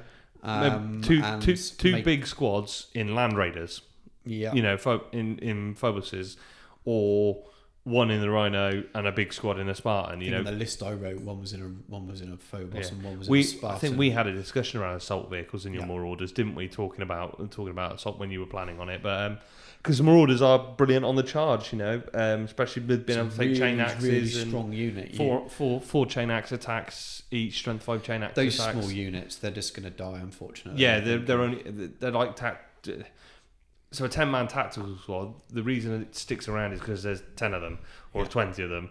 A veteran squad sticks around because generally they've got more options for them. But I've always said with the Ultramarines, once the veterans are at the Rhinos, they're targets. Well, they don't stay around on the table long. If I was playing this list, you pop the Rhinos, kill them, and you remove all the kill the scoring units, and you're away then. And the HQs, because they're going to be in those Rhinos with them, aren't they? So it's not bad. It's not. Again, we talk about this with all lists. We can give you feedback on the game aspect. We can't tell you what to put in it for what you like. So in the end, if you're going to go, like I said, balls deep in resin, you've got to want to play. You've got to want the army. So don't drop the Leviathan. And if you love the Leviathan, the reason you've picked it because you want it. You love that model. I wouldn't. I would move. I love the model, and I would probably want to move away from putting it in a pod all the time because that's the problem is thing that everyone does. They don't work outside of pods. They can do. Not the points. 300 points. You think you can get two contemptors at that point. What kind of games you're playing and what your opponents are and everything. If you're up against a min-max kind of thing, yes. If your regular opponents also run them on foot, it's probably not a problem. It's not a problem. But the thing is, I would just shoot it off the field before it got even close because the storm cannon's got like an 18-inch range. Yeah, just move away from the fucking thing. Yeah, you just got 4 pinball, but if I fire enough shots at it, it's a difficult one. I love Leviathans. I think the model's amazing. It looks like a dreadnought should look. It's beastie. Yeah, I think for 300 points, I can do. There's better options in terms of, like I said, not that, like Jacob said, he doesn't want an army to smash face, but he wants to be able to play 5 turns. And I think sinking 300 points into a Leviathan isn't the best option in that list. I don't think he'd be playing 5 turns. Again, we don't know who he's playing against. But it's your coming up against the people you have at most of the events you've been to in the UK. I can't even remember if he's UK based, but a Leviathan on foot doesn't scare me. Not just the Leviathan, just his scoring troops. His Marauder squads. I would kill you. I'd pop your Rhinos by turn 3 or 4. Pop your Rhinos turn 1. And then they've either got to kill your squads or they're going to be out of position and they can't do anything. I love a Rhino. I love them. I've got to get shit. I love them with veterans because you can outflank them. Because that keeps them in the game to turn to get them where you want. Yeah. 3 Rhinos coming up the middle of the table, pop. Any smart player is going to kill your transports first. Mm-hmm. And then once you've done that, you can worry about the Terminators in the Land Raider and that. Yeah, it's difficult. It's a great list. I love the idea. I love where he's going with him, but I think you're not playing to the strengths of the drop list. the Terminators and Yeah. have more Marauders because they can do the job for you. Yeah. Oh yeah. A 15-man Marauder Marauder squad. They got two attacks. They can take chain axes. They're going to So they get 2 attacks, three for having a chain axe and a bolt pistol. Yeah. 4 for charging. 4 chain axe attacks. Like, you mean you got to look in duck tie to see how much damage. Why didn't you have 19 of them in a Spartan with one of your Centurions? Yeah, or 19 of them in a Charybdis. They're only going to lose to a Primarch Death Star, but most Black Shield armies are going to get rolled by that anyway. Or even better, drop one of the like we said, take a Reaver Lord even, and then they really are going to go toe to toe. At least hold up some of these big. Yeah. Even a Primarch Death Star, they might. If you've got a 3-up invuln, you can hold him for two turns, and while a Primarch's punching him to death, the rest of your army's taking apart their army. Yeah. But if you really want your Terminators, it's about what models are more do important what you want, what you want. But that would be our feedback, our opinions. Yeah. Now we got a message from some bloody Fabians. I didn't know they could type. But the Society. The Fabian Society, yeah. No, I didn't think the Fabians could type. Fuck me, he's pissed already. He's in the new house. He's smashing it up. And he fucking. The Geno 52's premier red wine. I dropped my coaster. You dropped your coaster, fucking hell. The red wine, the Geno 52's premier red wine enthusiast. Actually, I've drunk a fuckload of red wine this weekend. Hey, I'm still his mate. Fuck you. I was 14 stone 8 on the 8th of Jan. I am 12 stone 10. Fuck me. How big was that shit you had? That's what fucking lifting boxes does for you. Fucking chop their leg off. I would have to lose 2 stone. I'd have to lose a limb. Right, the Fabians write in. So Joe and Ben, which is actually Ben, which is probably surprising because I know Joe can't read or write. He plays World Eaters. So Ben emailed me. He's messaged me a couple of times. He said they wanted, and I said we talked about putting a challenge out for doing different things. We don't want to all play 2.5k events, 5 games, 2.5k. So they are going to, how did Ben describe himself? An apocalypse enthusiast. So they are looking at putting up a big, basically, they've got 30k of 30k in 30k. So they are looking for players to come up and basically play doubles. 7,500 points a player. Yeah. So 15,000 points aside. So 30k on the table. Yeah. It is so they've said 7.5 per player, but they say 15k between you. However you split that up, however you make that work. Come up and it's used to get all the big toys out. I think Ben said he's got a couple of Titans, and there was a discussion actually in the Tarsis group about people with Titans saying they never get to play them, so it sounds like an excuse to you've got a Reaver or Warlord. We could do this between us, yeah. I didn't really think about it when I read the email. I just thought, we'll put the call out. I was thinking, actually, I could do this. I got 3 knights. You got a Warhound. I got a Mastodon, a Primarch, and we got enough other stuff as well. Yeah. So we could do. I mean, they have said, like if you're going to bring 200 infantry, this might not be the game for you. Yeah. Sorry, Callum.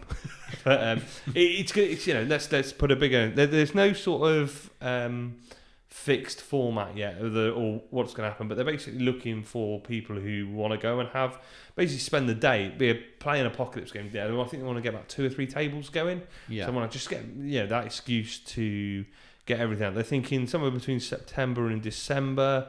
You should be prepared to wear your big boy pants. Titans will be felled, tanks will be smashed, and infantry will be incinerated by plasma blasts if they are running openly across a war zone.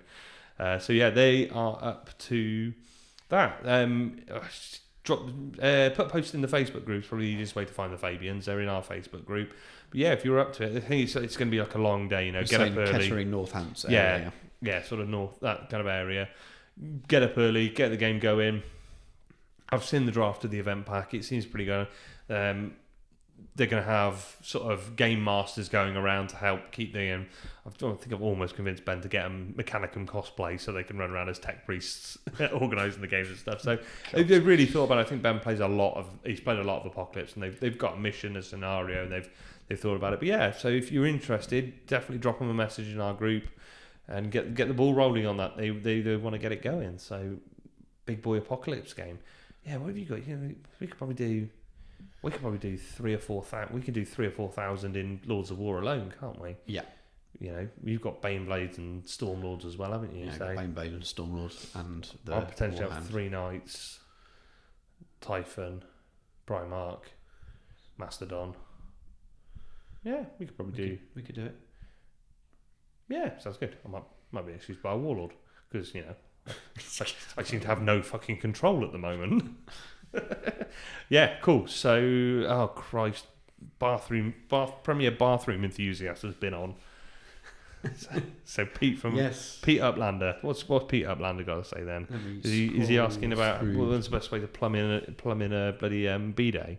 Yes, that's exactly what it says. So, do you think the subtle, gritty aesthetic that was unique to Heresy is being eroded? I think there's 2 things for discussion. This is Pete saying this, not me. Has there been a change in style of models from Forge World? How has the general use of plastic upgrade kits, looking at Blood Angels, Dark Angels, and Wolves players contributed? Additionally, how does this affect the hobby? Do people prefer one aesthetic over the other? It's really interesting. It's something. Okay, you didn't finish the message. You said, just rambling, ignore me if it's not helpful. Oh, so that's it then. Yeah, ignored. Go to a break. There's definitely been a change in painting style with the new painters. There's lots of changes, yeah, definitely. But I don't think that necessarily moves it away from the gritty aesthetic. I think the new painters are learning more of that, and the newer models are showing more weathering or thing. I think it's maybe skills that Giuseppe and Pedro. The skills they didn't have, maybe didn't use as much. Yeah. And I think one of the appeals probably for them going to Forge World has been learning those skills, and you can see that on the models that are coming out now, especially the big tanks and stuff. More and more weathering is coming in, and that's going. There's definitely a change in color palette. Well, the termite is probably the most weathered thing, and that's Giuseppe seems to be given a lot of the armor at the moment, and maybe that's just the way they're focused on it. I think aside from Heresy having its thing, I actually think it's a Forge World thing, and it dates back a lot further. It goes right back to the original Imperial armors, and this is a Phil Straczynski. I can't butcher his Phil style. Let's call him Phil. Not his style, but a style that he brought, likes. and I think he plays historical stuff as well as a military. We talk about all the time the military modelling aesthetic, and I think that became a Forge World thing within the fantasy sci-fi gaming sphere that you wouldn't normally see it, and I think people got used to it, and it was naturally taken on board as Heresy grew. Companies evolve, people move on, get new jobs and stuff. So I think there is a natural change with the miniatures designers and the painters coming in. There's a lot more of them, so I don't think this is people leaving as such. Obviously, some people will have left and moved on, but I think there's more of them producing and painting more things. Yeah. So I quite like the new painting style for some things. I quite like that the inventory and the characters, the flesh and the metals have come on. Yeah, I really like I really like the new style. Yeah. I wouldn't say concerned, because you can paint your models however you like, and the black books still follow the same aesthetic, so to speak. So for me, it didn't spoil it what they use for a picture for a painted model on a website to sell it. Yeah. I think that comes down to us as a community, but I think it's had an influence on the community in general? I think people will just pick what they like more. And when you see a variety of styles, people will pick what they feel more comfortable with and what they prefer doing. So if there's a lot of people out there that have brought up the GW painting with the GW painting method, and they will keep doing that. And how many people's first Heresy armies do you see very much following the standard style, and then they maybe listen to podcasts like this where we talk about it, they go on Cult of Paint, CK Studios, Miles, all these different painters that use these more military modelling style as well. But Miles uses both. I mean, his characters, I would say that are very much like the Forge World style characters, but his tanks and things. He sits between the two, doesn't he? Definitely. And that's why I like the sit between the two. So. I haven't noticed there being. I don't think it's been diluted within in the scene at all. I think it harkens back to one of one of the infamous first shows of Too Much Wolf. Yeah. I think that still applies. Mm-hmm. I don't want to see. He's been credited with that now. Yeah, I seem to have been labelled with that, but yeah, fuck it. We'll go. I've been labelled with He's worse. not with us anymore. He's not died. Nick's not died. No. He's Nick's not on the podcast. No, he's got a child and a wife, and life has overtaken him. But I think that there is still a comment of that. 30k is a different aspect. It's supposed to represent a different period of the Imperium. There is a different attitude. There is suits of power armor are not holy relics. They are weapons to fight wars with, and there is an aesthetic to that. Now there are Legion aesthetics as well. Blood Angels are going to fancy up their armor a bit more. Yeah. Empress Children's are going to polish them up. There are going to be wolf pelts on Space Wolves. You know, the Iron Warriors don't look after their armour. The Death Guard are heavily weathered. Every Legion has its aesthetics. The Ultramarines look fucking brilliant, you know. There weren't. The other thing was, he talks about those 3 legions. Yeah. Obviously, because they weren't, apart from the standard upgrade kits. Yeah. There weren't model ranges out there. They hadn't been fully released as ranges. So they. Yeah. I mean, I guess what I'm saying is there's room to bring those plastic kits in, but it all comes down to modelling. So I mean, one of my pet peeves is every Blood Angels Praetor seems to be made out of a Sanguinary Guard model. Yeah. And I just think it's a gold Sanguinary Guard. Okay, cool, it's in the fluff, You but just don't like nipple armour. I'm not a massive fan of nipple armour. I like the abs. I love the abs. There's no You reason... prefer a nippleless, Yeah. nippleless torso. I mean, one of the things for me, I'd never liked the Blood Angels Sanguinary Guard wings. I just thought they looked shit. So seeing...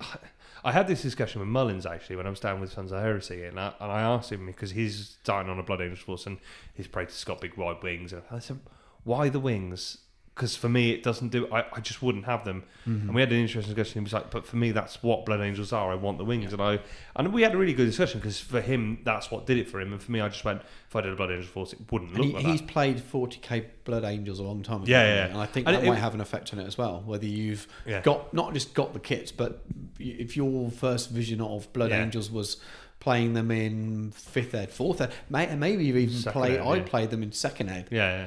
And the basic Marines at that time were fairly basic. Yeah. But you still had your Death Company, and you still had your gold Praetors and things. So.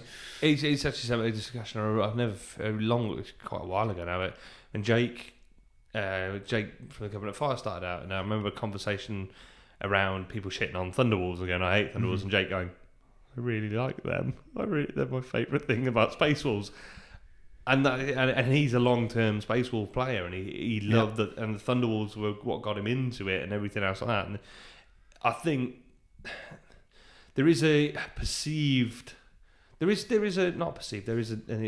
desire within 30k to maybe not play to the 40k tropes in terms of arms. There is a feel, we want it a bit more. Marines are Marines, and there's less ostentation within it. But that's not going to be for everybody. And I think one of the appeals of Heresy, people come to the community, especially like I said, the first army, they kind of go very 40k, and then they get into the community and they see what other people are doing. And they maybe tone down their second one and come into that aesthetic, and they'll join the community. But I don't think Forge World's change is changing the community as such. I think because the only thing they've really done is change the painting style. Yeah, that's doing the major dramatic, and even that's not like they've gone right now. We're just going to edge highlight everything and paint them like 40k miniatures. They've done hardly any tanks or units, have they? It's mainly been characters. There's been the odd new unit that's come out, like the what units have. We've had the Sicarans, we had the Thunderhawk, it's in the Termite. I'm thinking of actual infantry. I was thinking Grey Slayers, the Space Wolf Praetors. Now, the Space Wolf modelling is a completely different subject, and I don't want to get into it because it's all been said before, and the community has had its piece on that. Yeah. That's it, that's done. That's it, not worried. I don't actually think... I know Will is still doing a lot of the sculpting, and Will has sculpted your models for fucking years. I mean, the Vorax are built. How long ago did he sculpt them? And he still sculpt. So there has, in terms of sculpting, I don't think there's some new guys. There are some new guys, but I don't think the sculpting's changed dramatically. Valdor, there are opinions about the Valdor model as to how bling he should be. Yeah, I don't think the sculpting's actually changed. Maybe has he got too much on him? But I think the quality of the sculpt is fantastic. I personally would try and leave off one of the dead animals. I've seen and the head I didn't like, not because I think it's badly sculpted, just not the face. But everyone's not the picture. Everybody's divided about faces. I mean, we all talk about Full Grim's blowjob face. Yeah. How long's that been around for? And that's still is a lot. Face is one of the things, especially when you've listened to book or read books and you build up a picture of a character in your mind. And then you see it in the real, like going and reading a book series and going and watching a film. Yeah. You often think, oh, that's not what that person looks like. You see a sculpt of a face and you think, that's not what I thought that person looked like. So faces are very subjective. Yeah, I think sometimes. we all get a little bit too caught up, too hung up on it, and sometimes you can just focus on making sure the army you have matches the way you want it to look. Not everyone you play is going to have the same idea of what their army should look like, and I think there's a difference between, I don't know, maybe using a 40k model that's not officially Mark 7, Mark 8 armor slapped into. I think that's different to using some 40k bits, but again, it's each to their own. I think it comes down to looking at. Actually, for me, we did say at the very beginning, I don't want to see. I think one of the.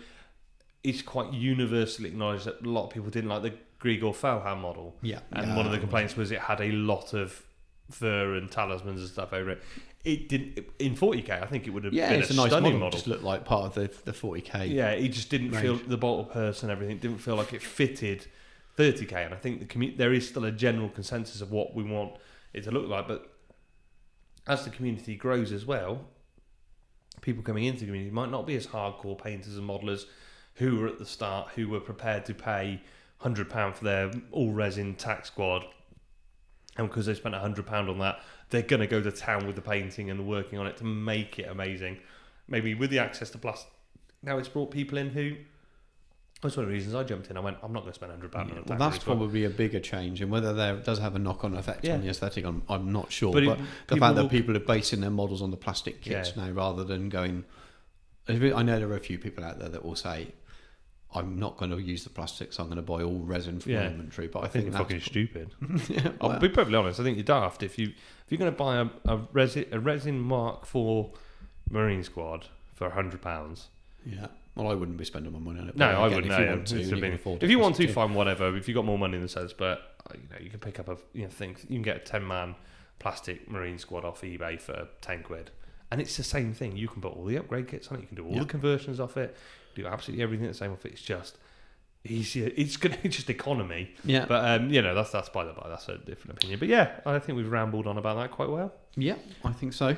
Do we want to? I think we're going to say we're on out for a little break now, aren't we? I think so. I think just to we've not about? released many shows, I suppose, so far this year. Just a little reminder for everyone to keep it. We read out a lot of messages there, but keep in touch. Send us messages. Give us, tell us what you want to hear on the show, etc., etc. Give us feedback for things we've discussed. Support us by potentially buying a T-shirt or something. We've still got dice for sale, so get in touch. Yeah, there's still some dice for sale. The first batch went out. I was a bit slow getting them out, but obviously life got in the way. But I've now handed the dice over to Stu. It might actually get done in an efficient manner now. So yeah, there's dice for sale. They are good for breaking into cars, building small extensions with, stuffing in a sock and using to kill a man, and also for rolling big dice rolls. You can build walls with them. Yeah, they are banned at the Legion of Peterborough now. They can't afford the damage to the tables when people roll them. But they are good. We've sold a good chunk of them. There are still some bags left, so shoot us a message quickly if you want to grab them. What are they? $7.50 if you see us in person. So I will be up at Greens from the Warp. So shoot us a message and I'll grab you some bags and I'll bring them up there. And they're $7.50 if you get them off the person. £10 shipped in the UK, 12 abroad. If you do want to combine a couple of sets, it's not going to be $7.50 a set. Exactly. Two sets. It combines UK and overseas. I think when you start going up to 3 sets or more, it changes the weight and pushes up another band. But we will just let us know and we'll work out for you. We'll chat about shipping and stuff. So yeah, five in a bag. And if you want to buy multiple, I mean, if you wanted to buy for a bunch of you in the States, and then distribute them from there, if we're sending a fair few bags out, we'll work something out and find the most just communicate with us and we'll do what we can. Yeah. So buy a T-shirt, buy some dice. Just give me some fucking money. Just pay for me. And actually, I better announce this while we're on. Are you going to get this out before the 16th? I have no idea. Well, you might get a show before Tarsus comes out then. Tickets for Tarsus go on sale on April 16th.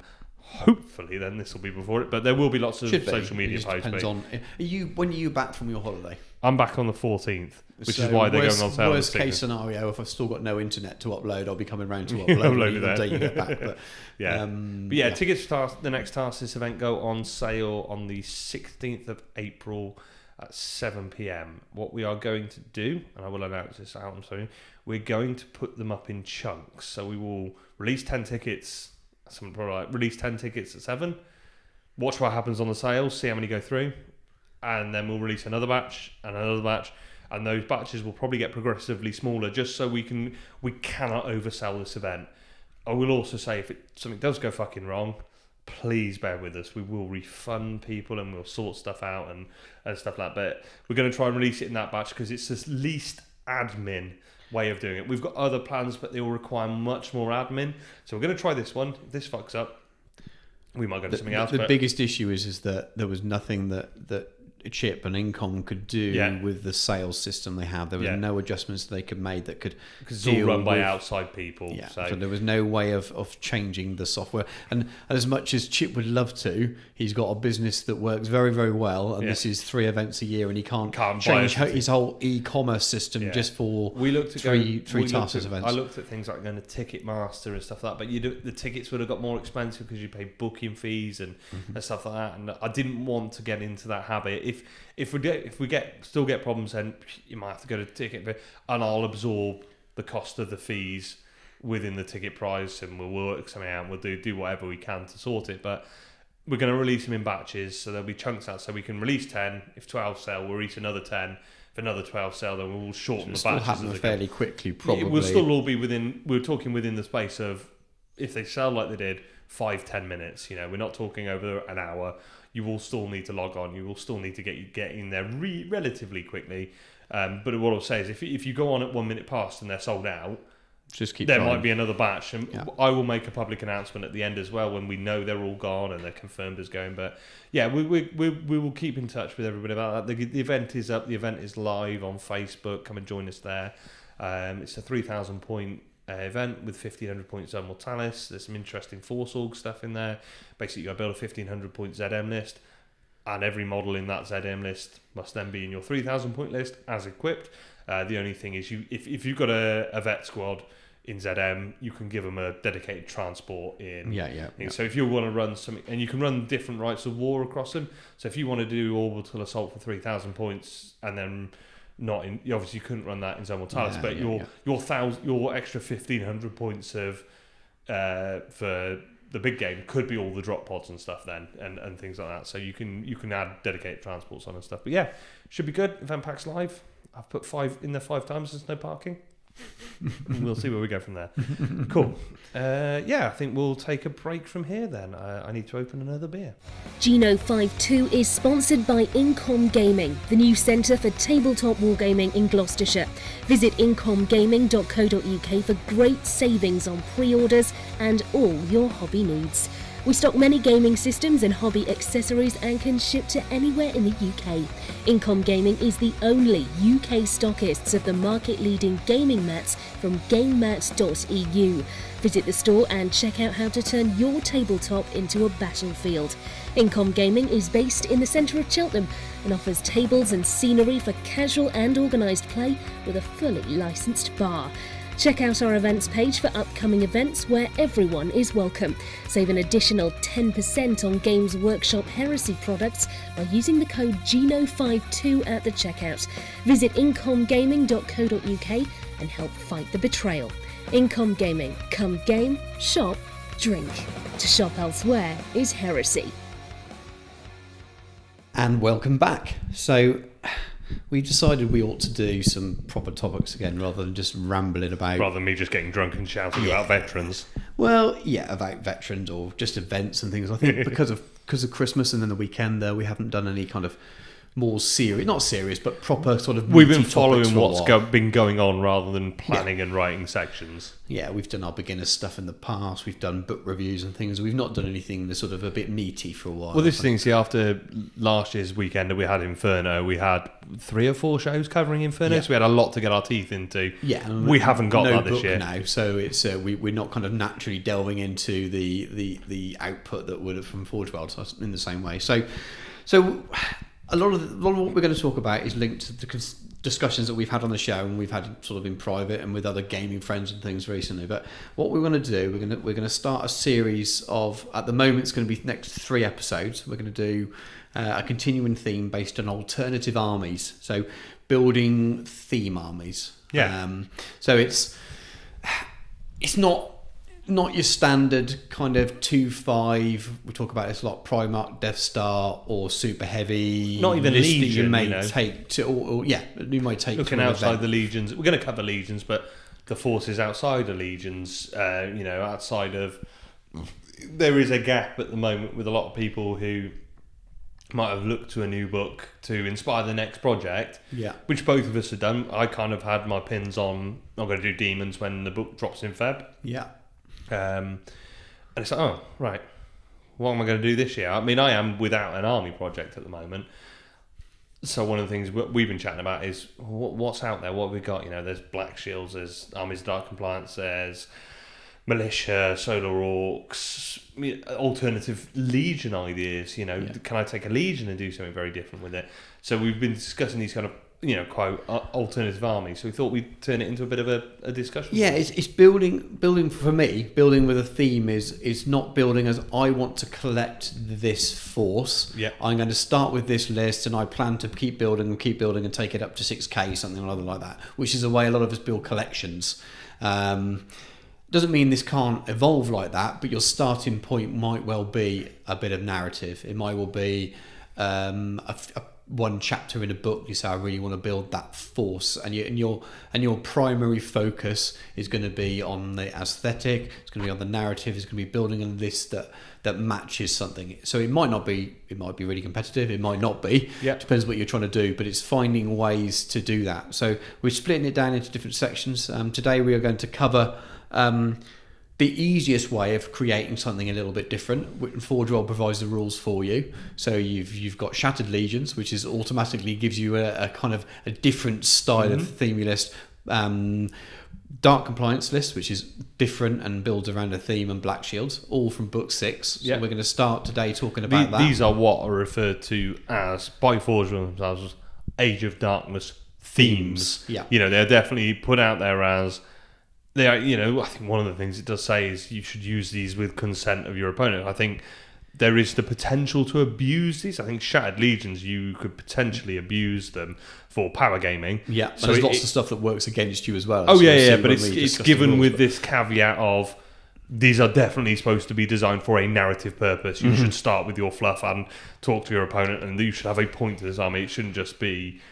if I take that and that and that and that and that and that and that, oh fuck me, I'm getting around broken. this rule and that Yeah, rule and that rule. I'm breaking things with this, but they are called Age of Darkness themes. So the first one we are going to cover then. Well, before we go into that, let's Yeah. just talk about what's coming up in the next couple of shows as well. Don't fucking say that, because then we commit to stuff. So and we have to do we're also things. going to cover how you can do this with Solar Auxilia, Militia, and Mechanicum.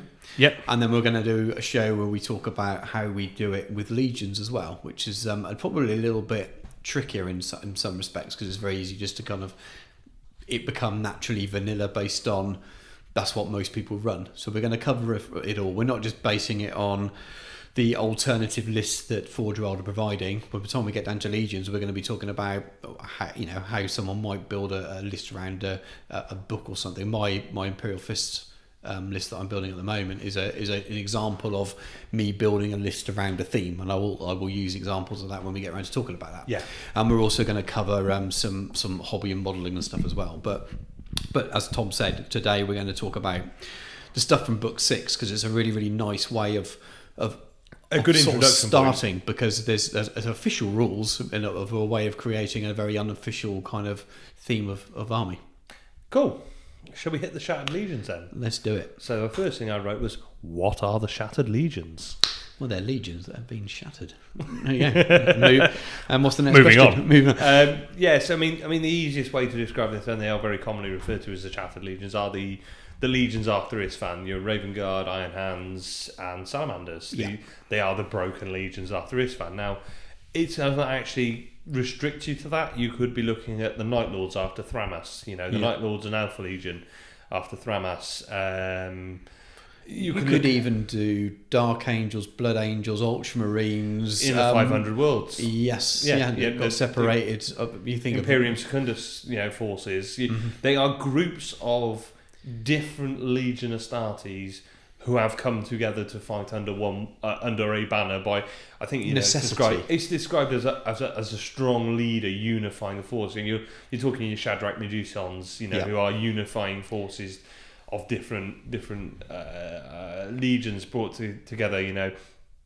This could be a task force of a couple of different legions that were sent off to the very edges of the space pre Ulanor and things, and have been sundered from the parent legion and returned to find all hell's broken fucking loose in the galaxy when they've returned back into it. One of the examples I gave was force sundered from its parent legion by the Runestorm. So you could have your White Scars and Salamanders task force that happen to be in the 500 worlds on a mission, who've been sundered. They talk, sundered by the Runestorm. There is talk in the Imperium Secundus storyline of, groups of White Scars and Salamanders and things in Macragge, who have come and they.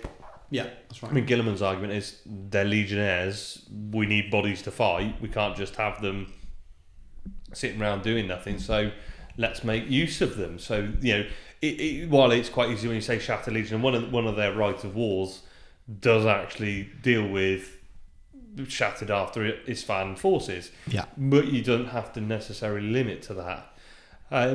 It actually says in some of these that these Shattered Legion forces were sundered from the parent legion and didn't actually come back under central command until into the Scouring.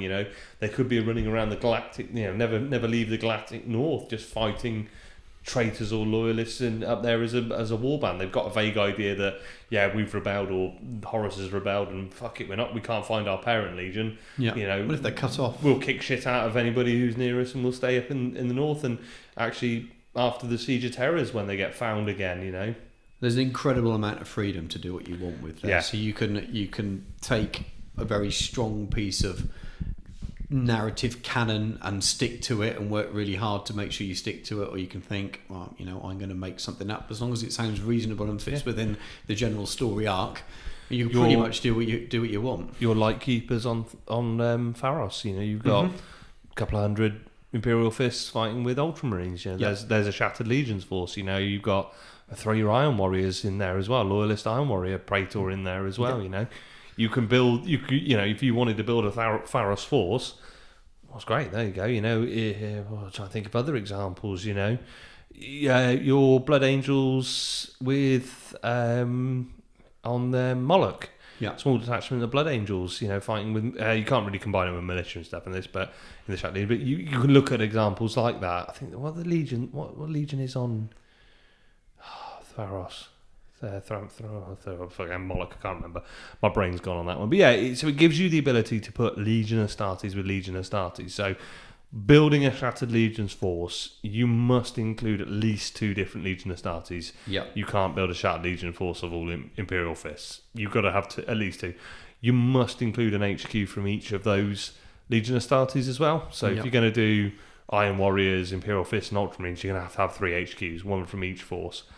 It does actually say, all your units should be clearly marked as to what legion they come from, including vehicles. So you can't just have 4 Blue Rhinos and go, that's an Imperial Fist one. You've got to have them painted up. Obviously, you can't include Primarchs because they're sundered from the Legion. You can't include Legion Astartes Black Shields. Obviously, they're not part of the Shattered Legion force. You've got to declare your allegiance as well. You have to declare these are traitors or these are loyalists. Now, you could do your loyalist band of traitor legion fighting with a loyalist legion. You don't have to stick to that legion. You could have your loyalist Iron Warriors detachment fighting with the White Scars that they happen to be on task with. You have got some downsides. Once the Warlord is dead, so when you work as allies, basically, you all start off as fellow warriors to start with. But when the Warlord's dead, you got a distrusted ally. So you lose your Warlord, suddenly fucking your units can't move within 12 inches of each other, and there's all kind of shit going on. This is where with some of the potentially limiting effects, cheesy combos that you could get from picking the best things from legions, often go a bit tits up with they're quite frail, aren't they? Yeah. Once that Warlord's done, I mean, you can't mix units together. Yeah. You do get your Legion Astartes rule for your unit. But you can't, and they do go across as well. They do mix across, but you can't literally have 4 attack marines from the Ultramarines in a squad of something else. But your troops, your units never count as denial units either. So you're scoring or nothing. So there's a lot of issues around scoring. Yeah, they don't score very. They're too busy squabbling or dealing with their own egos to worry about doing having the same kind of battlefield awareness that they might do in a normal engagement. So they can run the generic rights of war as well. You obviously can't run Legion specific ones, but you can run some are going to be limited based on what the restrictions. So if you've got 3 different legions and you've got 3 HQs and you've got a right of war that won't allow you to take that many, or limits console types and etc. You're gonna have some fun and games jiggling around. Some of the Legion rules are ignored as well. There's a nice little list on what page number is it? 203. So what's they get modified basically. Things like the Ultramarines' rigid chain of command disappears, where if you lose all your HQs, you take a pinning test and lose a victory point. So that's quite good for the Ultramarines, because suddenly you're not risking your tactics. But some of them are also specific, get extended as well. So the Night Lord's night vision special rule applies to everything in the army. So you could have your Iron Havocs with night vision, which only really affects turn 1, but still quite a handy bonus. So there are pluses and minuses on them. There are some that tweak, like the Immutable Tactics and Martial Hubris rules for the Alpha Legion. They only apply if your Warlord is the Alpha Legion HQ. So which makes sense. So they take from the chain of command, doesn't it? So there are things that do affect it. Now you could have your Alpha Legion with infiltrating Immutable Tactics. Playing with an arm. There's lots of combos, but you've got to be aware of. The rules don't just work as they are. There's lots of subtleties to it that you could. It'd be very easy to forget in game if you're not used to playing Shattered Legions, I think, or even playing against them. So where would you start modelling and theming and building your Shattered Legions force? I think it depends on what theme you're going for. I think there's 2 routes you go down, 2 general routes. Is you go for the Isfahan 5. I want to do this to the letter, to the fluff. And try and model the characters. Going to do my Medicine Iron Hands force. Or if you're making your own thing up, you can do what you want. You can even say, well, they've been together for such a long time that they've all painted a shoulder pad a certain colour. They've got task force markings that are all the same. Something like that. So I think you can either go down I'm playing historical accuracy, historical in big bunny ears, or you can use it to free yourself up, and it all depends on what your starting point is and your reason for that your force being a Shattered Legion. If it's embedded deep within the canon, then you probably ought to try and stick as much as possible to sort of regular modelling and colours that you expect to see. Otherwise, if you left it loose, give yourself the freedom to go where and do what you want with.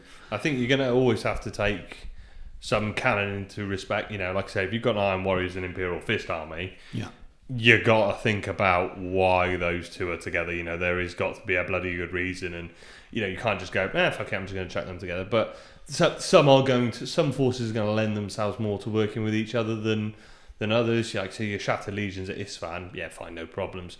Night Lords at Thramos, you've got a warband of Night Lords. Who would they like to tee up with? Well, they might tee up with some Iron Warriors because they see a use for them, and there may well be a way of working that, but you're going to have to develop that and think about it, I think, rather than to stop you looking like, well, I just took them because they're good with that and that's good with that. I think Shattered Legions is one that you could potentially abuse, because you can, I'll take my, what do Night Lords usually lack? Heavy firepower. Well, I'll take my Night Lords Terror squads with all the Volkite and everything, and I'll just stick 2 squads of Iron Havocs at the back to sit there and bombard the shit out of stuff. you could use that. It would be a shame. That's not what's intended by these rules. No, it's absolutely not.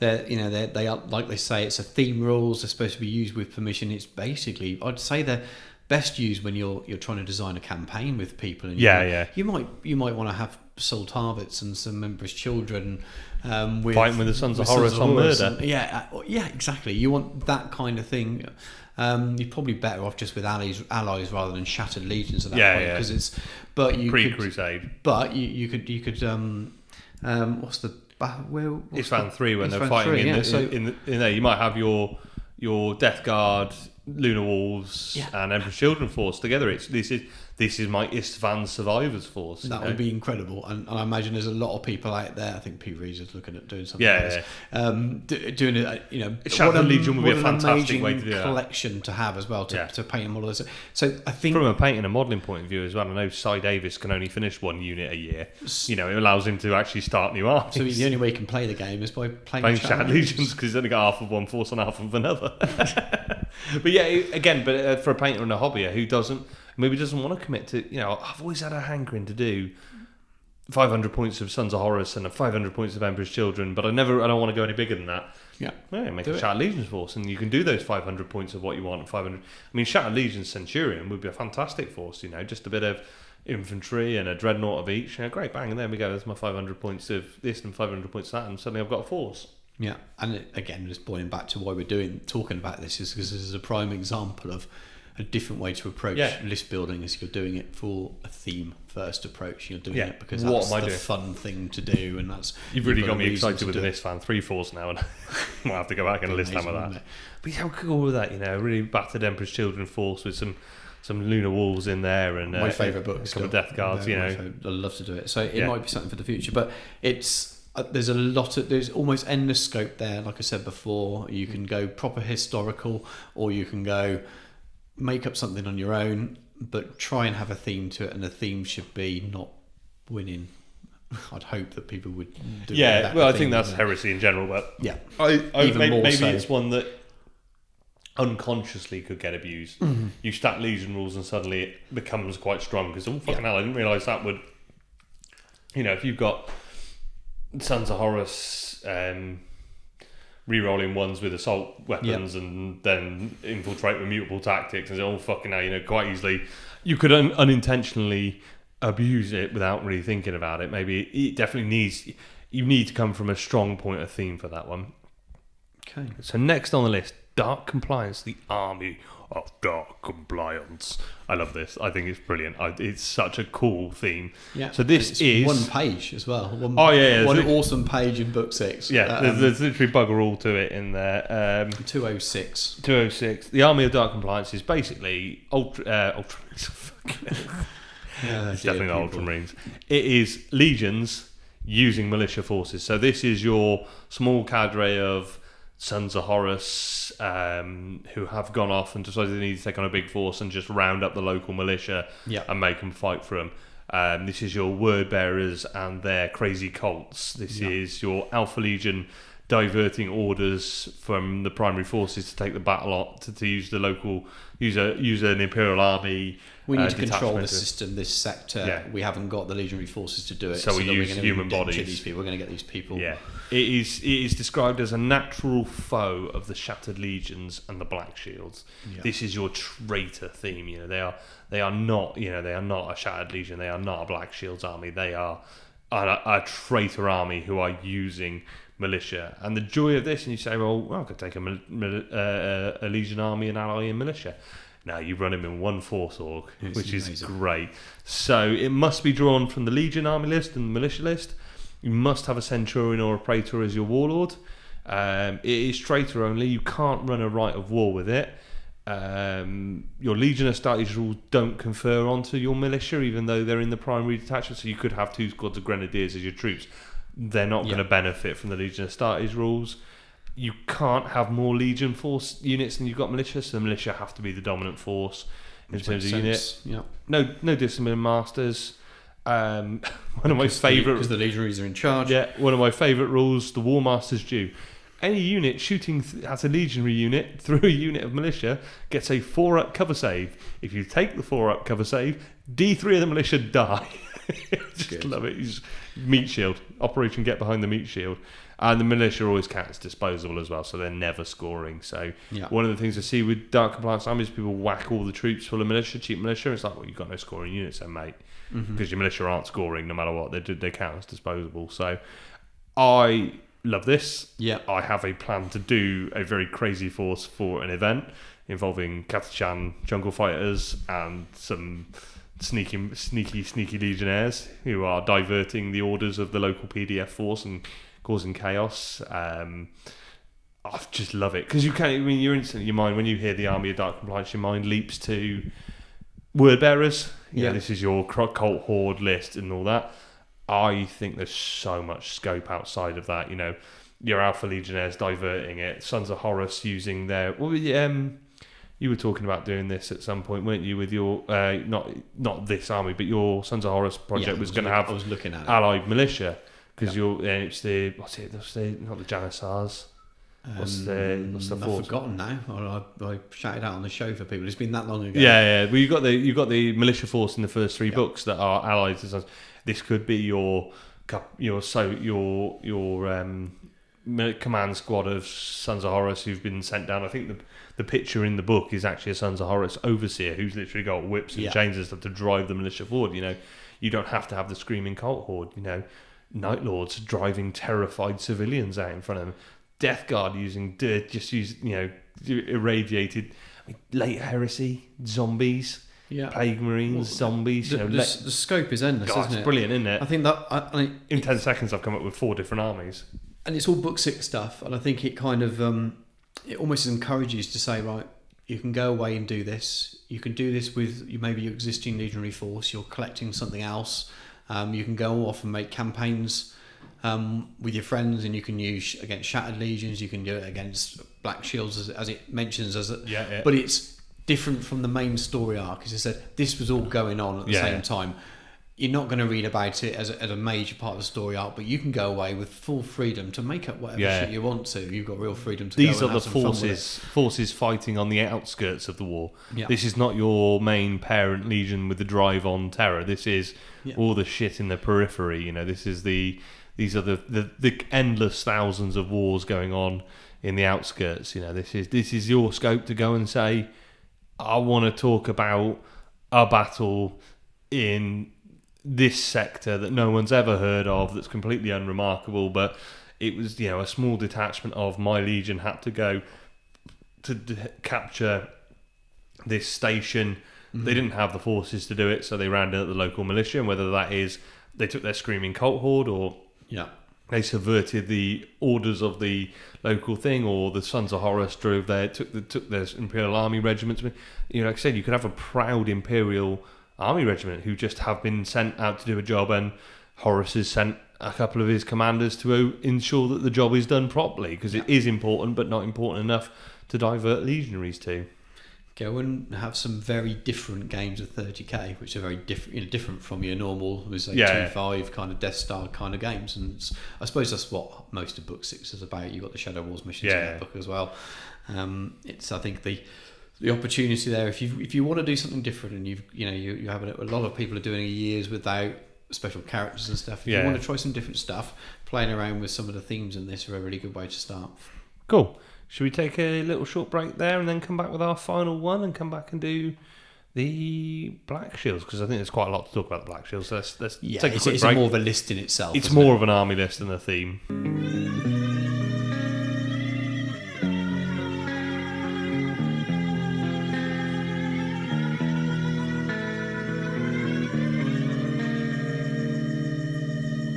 And we're back again. And now there's silence. No, it's not really. I've gone home. I've fucking had enough now. Yeah, we're well ahead of time. We're really efficient. This is fucking efficient. I might actually be home before midnight. We're not efficient. We just started earlier, didn't we? Well, yeah, we managed to get your son parcelled off to bed early now. Pass the job off. Go on, bed. Go to bed. We need to start talking. Though he did run around naked and wave. Yeah. He basically windmilled you and laughed, didn't he? It isn't a go away. All right, hello, mate. You all right? God, I love children. He's 3, by the way. Just thought I'd add that in. No, he's 13. Before people think, what's going on? Black shields. Black shields. Moving Black on. shields. He ain't got black shield. No, I don't even know what that means. So what are the black shields? So these are your Legion forces who have basically gone, fuck it, we're on our own. Yep. So these are they are sundered from the parent Legion, but generally the impression get more by choice. Yep. So these are war bands fighting for their own goals. They might be by choice or by no other choice. Maybe. Yeah. It depends because it's so they don't feel an association with the parent Legion anymore, whether that is by choice or not. They are people. They've decided to take up a little planetary empire themselves and rule as lords. Yeah, it might be space pirates. Just going, fuck them. We're going to have everything we want. We're going to do our own thing. They may have decided that they can't follow the Primarch anymore, but they maybe their Primarch's gone traitor, but then they don't like the they're not a fan of the Emperor. Yeah, so they've gone, right, we'll go off and do our own thing then. Yeah, we don't really, word bearers who've maybe gone lost their religion. I don't like the Emperor. He was a cunt to us, but I don't want to be worn like a meat sack by a demon. So, they've kind of separated off and decided to do their own thing. Disillusioned with the Emperor, the War Master, their Primarch, they've decided to go and find their own path. And they just might like skull and crossbones and black and go drinking rum. Who could fucking blame them? Pissed up Space Marine on rum. That'd be fucking hilarious. That'd be dangerous, isn't it? I was listening to Age of Darkness earlier. Drunk, can they? Wow, you say that. And they're talking, the Age of Darkness boys were doing their Slave to Darkness flashback. And they were talking about the original artwork, which was Rogue Trader artwork of Space Marines sat in a bar drinking with Screw the Imperium written on the wall, So, But they decided to go off on their own thing. They are not part of a Legion anymore. So they lose their ability to take rights of war, but they get wrought by wars. So these wrought by wars are in a similar vein to Rite of Wars. They theme your army. They give you special rules. They mess around with things. So you got Death Seekers who basically don't give a fuck and they feel no pain. But they basically got to charge at everybody at all times and just trying to fuck. They're kind of emo berserkers. Yeah, emo berserkers. Corn berserkers with bad fringes. You got Orphans of War. So what do they get? No character models with this special rule. When within 6 inches of another unit, they must have at least friendly. Fuck me, there's loads of rules. So they're kind of disillusioned. They don't like the leadership, so they fuck on characters and independent characters. Their rules: no gods and no masters. So they can't have a chaplain, agent of the Imperium or War Master, and can't ally. So they basically they trust their brothers, and that's it. They're line brothers, so that's it. You got Outlanders, which is my personal favourite because it is space fucking pirates. Void Reavers, they like their Xenos weaponry as well, so they're taking their rag grenades and their deathlocks and just basically not giving a fuck. They're just smashing around and raiding and being pirates. And then you got Chimerae, which is I think the default for a lot of people. It's basically mutated Space Marines.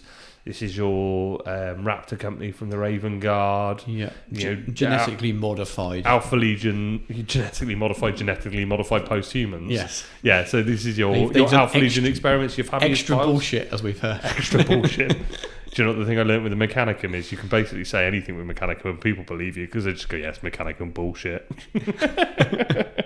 So you've got some options with Chimerae about +1 strength, +1 toughness with some disadvantages, or +1 weapon skill, +1 ballistic skill.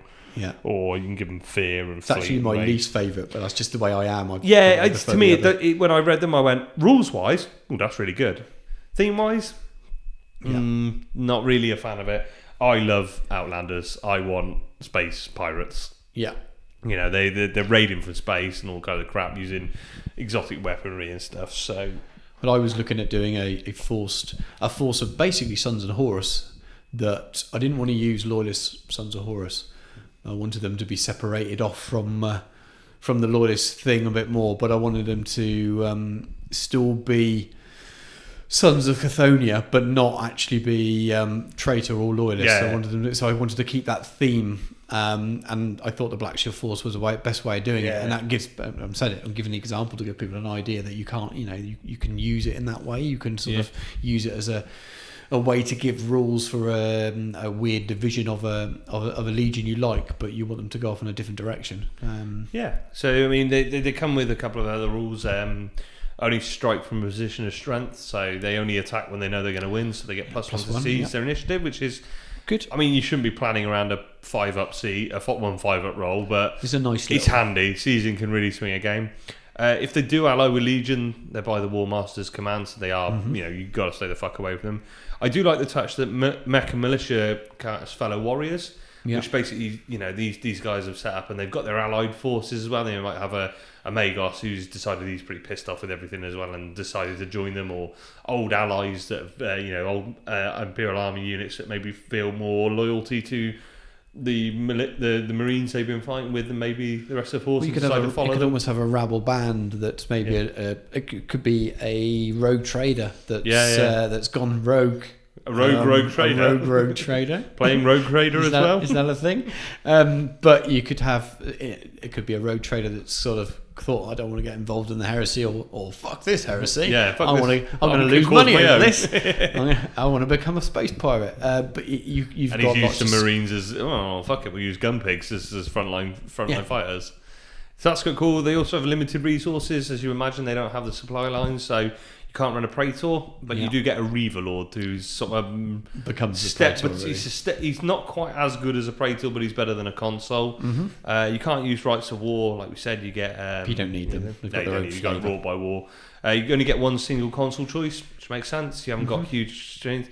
They've got to have more infantry than they got vehicles, and you can't use single-use drop pods basically. So you can't, they're the only things they can retrieve. They haven't got the stuff. Yeah, they've got the equipment to retrieve, and that's why they haven't got as many tanks, etc. Yeah, exactly. It's going to be infantry based. It's going to be an infantry heavy army, which when we talk about Marauders and stuff, it's not bad. That's why we were talking about that list at the top of the show. That we were looking at the list and thinking these small squads of Marauders just didn't quite fit in with the way we would have designed it. Yeah.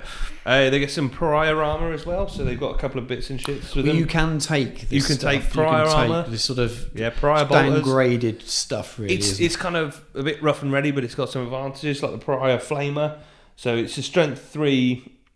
AP5 flamer, so it's obviously one less strength, but you get overpressure, which is brilliant because you can fire it at strength 4 with gets hot and torrent. Yeah. So 10 fucking torrent flamers, So they've been doctoring these weapons themselves. Yeah, they're kind of them up, fixing them building together. themselves.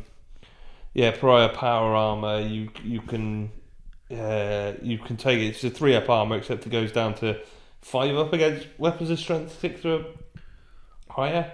But you can fire snapshots with pistol and assault weapons and rapid fire weapons before charges, so you can snap fire your bolters into somebody and then charge the fuck into them, which if you've got chain axes and stuff could be quite fun. So you can model this arm and maybe slim it down and take plates away and stuff. Not use the shoulder pads and things like that, Yeah, bulging muscles and get some Goliath arms strapped to them. But yeah, they're pretty cool. You can also run some Xenos weapons. So Xenos Deathlock weapons, which are pretty funny. They could be fucking anything you want. Generic. Eldar Shuriken cannons, Necron, Gorse flayers, whatever you want. They're going to use whatever they can get their hands. Yeah. They're under no control anymore. So why not use the fucking Xenos weaponry? It might be by necessity. It might be because they found something that they like the way it works. So. I love the rules for it though. Strength 5, AP5, 18-inch range, Assault 2. Fucking brilliant. It's a strong bolter. I'm going to make some fuzz. However, you get Deathlock and Lethal Exposure, which is fucking brilliant. If a unit that's suffered a wound from a Deathlock weapon has to take a leadership test at the end of the shooting phase. And basically, if they fail that leadership test, there's some other rules, but you take D6 extra wounds so you can fuck them over. But then you can get fucked over yourself by lethal exposure. If you fire one or more units with this special rule in the shooting phase, roll 2D6. If the roll is less than the number of Deathlock shots fired in the shooting phase, the unit suffers a wound with no armor save on a model selected by its owning player. So if you have 10 Deathlocks and you fire 2 shots with each of them, you've got to fuck somebody over because you're going to die. So it's quite nice. They are strong, but it stops you spamming them. Maybe you only maybe take a couple in the unit, and you're being careful about what you do. So it's kind of like a tweaked gets hot rule. which is quite fun. So I think they're there for flavour and oh yeah, definitely. They're not. They shouldn't be there for spam. Again, if you're looking to spam stuff, you're probably looking at the list in the wrong way. In my opinion, obviously, it means nothing. If you're looking at your Outlanders, Void Reavers, Space Pirates, and a couple of special, throw a couple of flavoursome weapons in there. Why are we being stared? Your cat's obsessed with the door. Yeah, it's because he's not allowed in the garden. Yes. I used to have a big garden. I'm not allowed now. All right. So we got a couple of unit swaps as well, like we said. So the Reaver, your Praetor disappears, and you get a Reaver Lord who's pretty tough. He's a pretty tough bastard. Yeah. Weapon skill 6, ballistic skill 5, and then 3 wounds, 4 attacks, leadership 10. Comes with power armor as standard. So he's kind of, like I said, he's kind of a halfway house between a consul and a Praetor. It's quite nicely. He comes with a fuck ton of options. Yeah, you can I kit think him this up guy's awesome. He's absolutely as you want. Yeah, I think he's brilliant. They don't get a Paragon blade; they get a Halo blade, which brilliantly is strength +3, so it makes him strength 7 on the chart. Strength 7. Okay, it's only AP 3. That might be the downside, but you're talking what? It's a specialist weapon.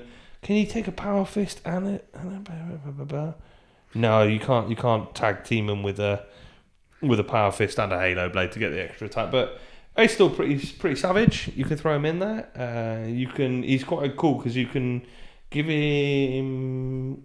Yeah, you can give him.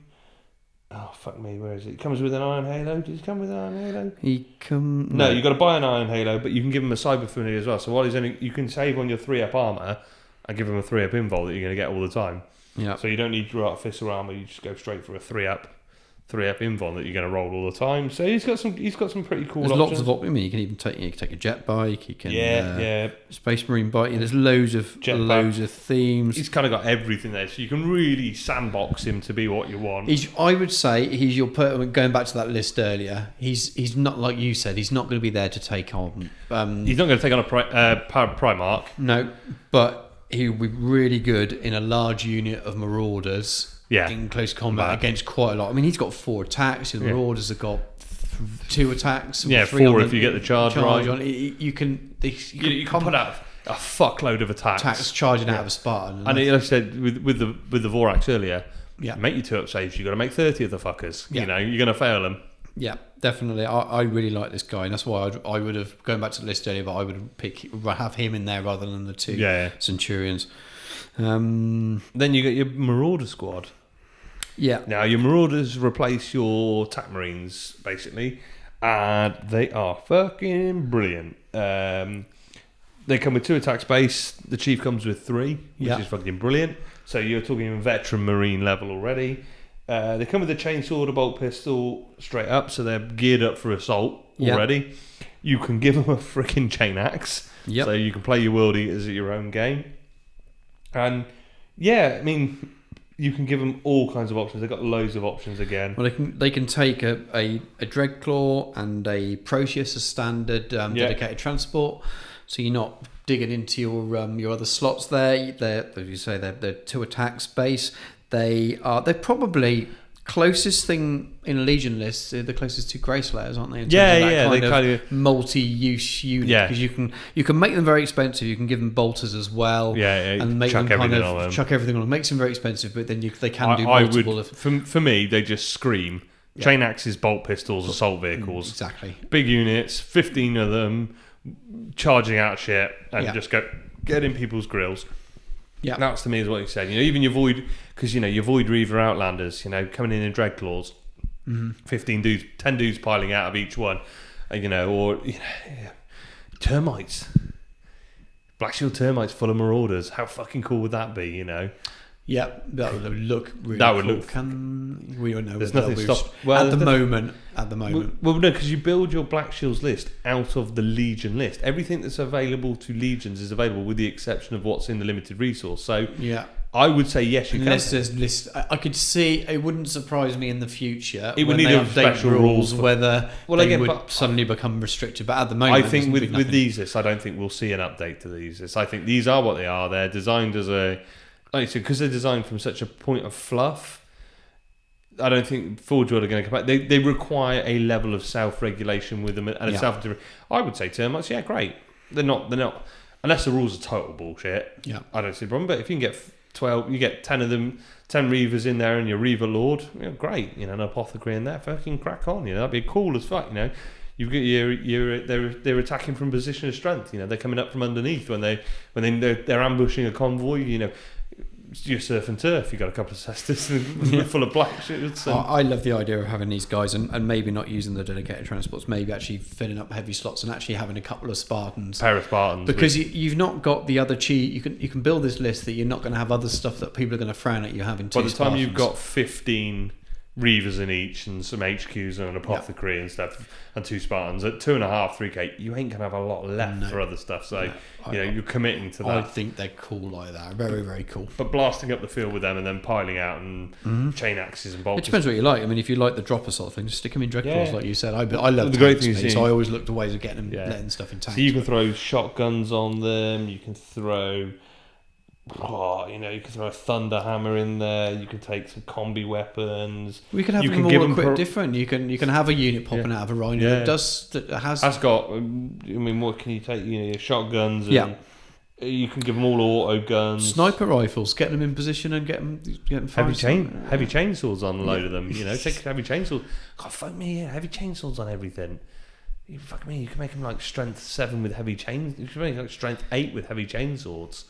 Yeah, what's heavy chainsaw? +2 strength. Chimera puts them up to strength 5, 6, 7. Yeah, strength 7 chainswords. Strength 7, 4 attacks each, heavy chain blades. How cool is that? 5, 10, 15 of them in a Spartan, all with heavy chain blades, just charging out, chopping. I'm going to put 4 strength 7 attacks per dude on you. Yeah, got no shooting, can't shoot anything, but fuck, we're gonna chainsaw the fuck out of you.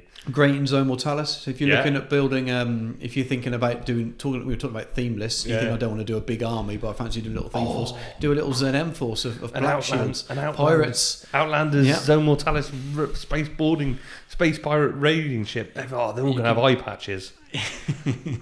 It's gonna be fucking brilliant. Holding blades between their teeth and red and white striped pantaloons. But why not red and white shoulder pads? Yeah, red and white striped shoulder pads. Parrots. Space parrots. Cyber parrots. Cyber. Actually, model the cyber familiar on. He's got a space parrot. You can see how in this spoiled the whole. We're banging on about doing theme, and we've just spoiled it. I think what that shows is that within we're idiots. Yeah, we're idiots. Well, we know that anyway. But within a few seconds and one or two phrases, you can spiral off into 2 bad ideas, and really fucking ruin someone's immersion. But you can, it only takes 1 or 2 maybe keywords, and you can spiral a whole force off that. But I love this unit. It's one of my favourite units in the game. It's good, as in it's not overpriced. It's got a lot of utility, so it can be good in the game. Yeah. But it's not ridiculously good that it's kind of overpowered. Yeah. And the rest of the list, there's not full of loads of other really high-powered stuff as well. Cheesy. So there's nothing wrong. You can take them without feeling like you're... I wouldn't worry about seeing 2 15-man squads in a Spartan, 2 Spartans. I'd be... Oh, fuck me, I've got to deal with that. But there wouldn't be other stuff in the list as necessary. As the Martian Mechanicum now says, the age of the Spartan is over. But yeah, I think it wouldn't be... It would... As long as the force was themed and, it really went for it, I think, absolutely, it'd be a fantastic force to play with. I think Black Shields has a huge range of possibilities, especially if creating your own fluff off it. Why has your force sundered itself from the Legion? Why has your Reaver Lord decided he doesn't want to deal with the Imperium anymore? Has he decided that he's better? Has he lost faith? Was he a loyal Terran Space Marine who's been disillusioned over 200 years of war and atrocity? Was he an Iron Warrior that was ground down in the front lines of it, survived decimation by Perturabo, and at the first chance went, fuck him, I'm off. The Emperor did fuck all for us. Perturabo's a wanker. I'm going to make my own garrison planet, and we're going to rule like kings. There's so much room to build a story without having to really work too hard on it. Yeah, the possibilities. I think out of the things we've discussed today, there's the most freedom with your Black Shields. I mean, they do have a special character it doesn't. We're really not interested in him. Yeah, it doesn't really fit in with our kind of pick your own theme things. But they do have a special character with its built-in fluff. We won't cover it today, but he basically the big thing he does is he comes with frickin' Eternal Warrior, which makes him tough enough to stand up to. He was a Dark Angel, so no one knows whether he's. No one really likes him anyway. No. Dear. Lovely. But, check out the new. He is cool as fuck. To be fair, as special characters go, he is pretty damn cool. He's got some brilliant fluff. He's got some good rules. He's got some real nice backstory to him. But just doesn't really fit in with what we're talking you're about. You're going down a route with him, as most special characters will tend to funnel you down. You go, if you really want to build your own fluff and theme, then you're going to look at something else probably. Cool. I think that rounds up part 1 of Alternative Armies. Take a little break and we'll come back for some bullshit and bad hobby advice. Lord Marshal Great, sir. Legion reinforcements now visible on the left flank. About time. The wolves, I see. No, sir. Ultramarines, sir. But they're wearing grey, Proclamator Fennec. Fox message said new recruits, sir. No time to paint armour. At least the Raven Guard are in black armour. Sorry, sir. That's more Ultramarines. For Emperor's sake, fox them and find out why. Also new armour, sir. Their eye lenses are red, and the bolt guns are silver. 3 colours minimum, sir. What the? Get on the Vox now and tell them to contact Miniature Realm Studio. Miniature Realm Studio, sir. Yes, Fennec. Miniature Realm Studio offers a commission painting service, competitive rates, and a range of painting standards to suit most budgets and requirements. Yes, sir. I suppose they do say that fully painted is for closers. What does that even mean, Fennec? I don't know, sir. Miniature Realm Studio can be found on Facebook, on Twitter at Miniature Realms, on Instagram at Miniature Realm Studio, or just drop Stuart an email at miniaturerealmstudio@gmail.com. Welcome back. It is time for bullshit and bad hobby advice. We definitely need a jingle, I reckon. Some really terrible. Have you ever listened to Tony Blackburn's jingles? Why would I listen to Tony Blackburn? That's a long story about that. But basically, Tony Blackburn's autobiography is one of the funniest books ever written. Genuinely. If you've got time, it's on Audible. Have a listen to it.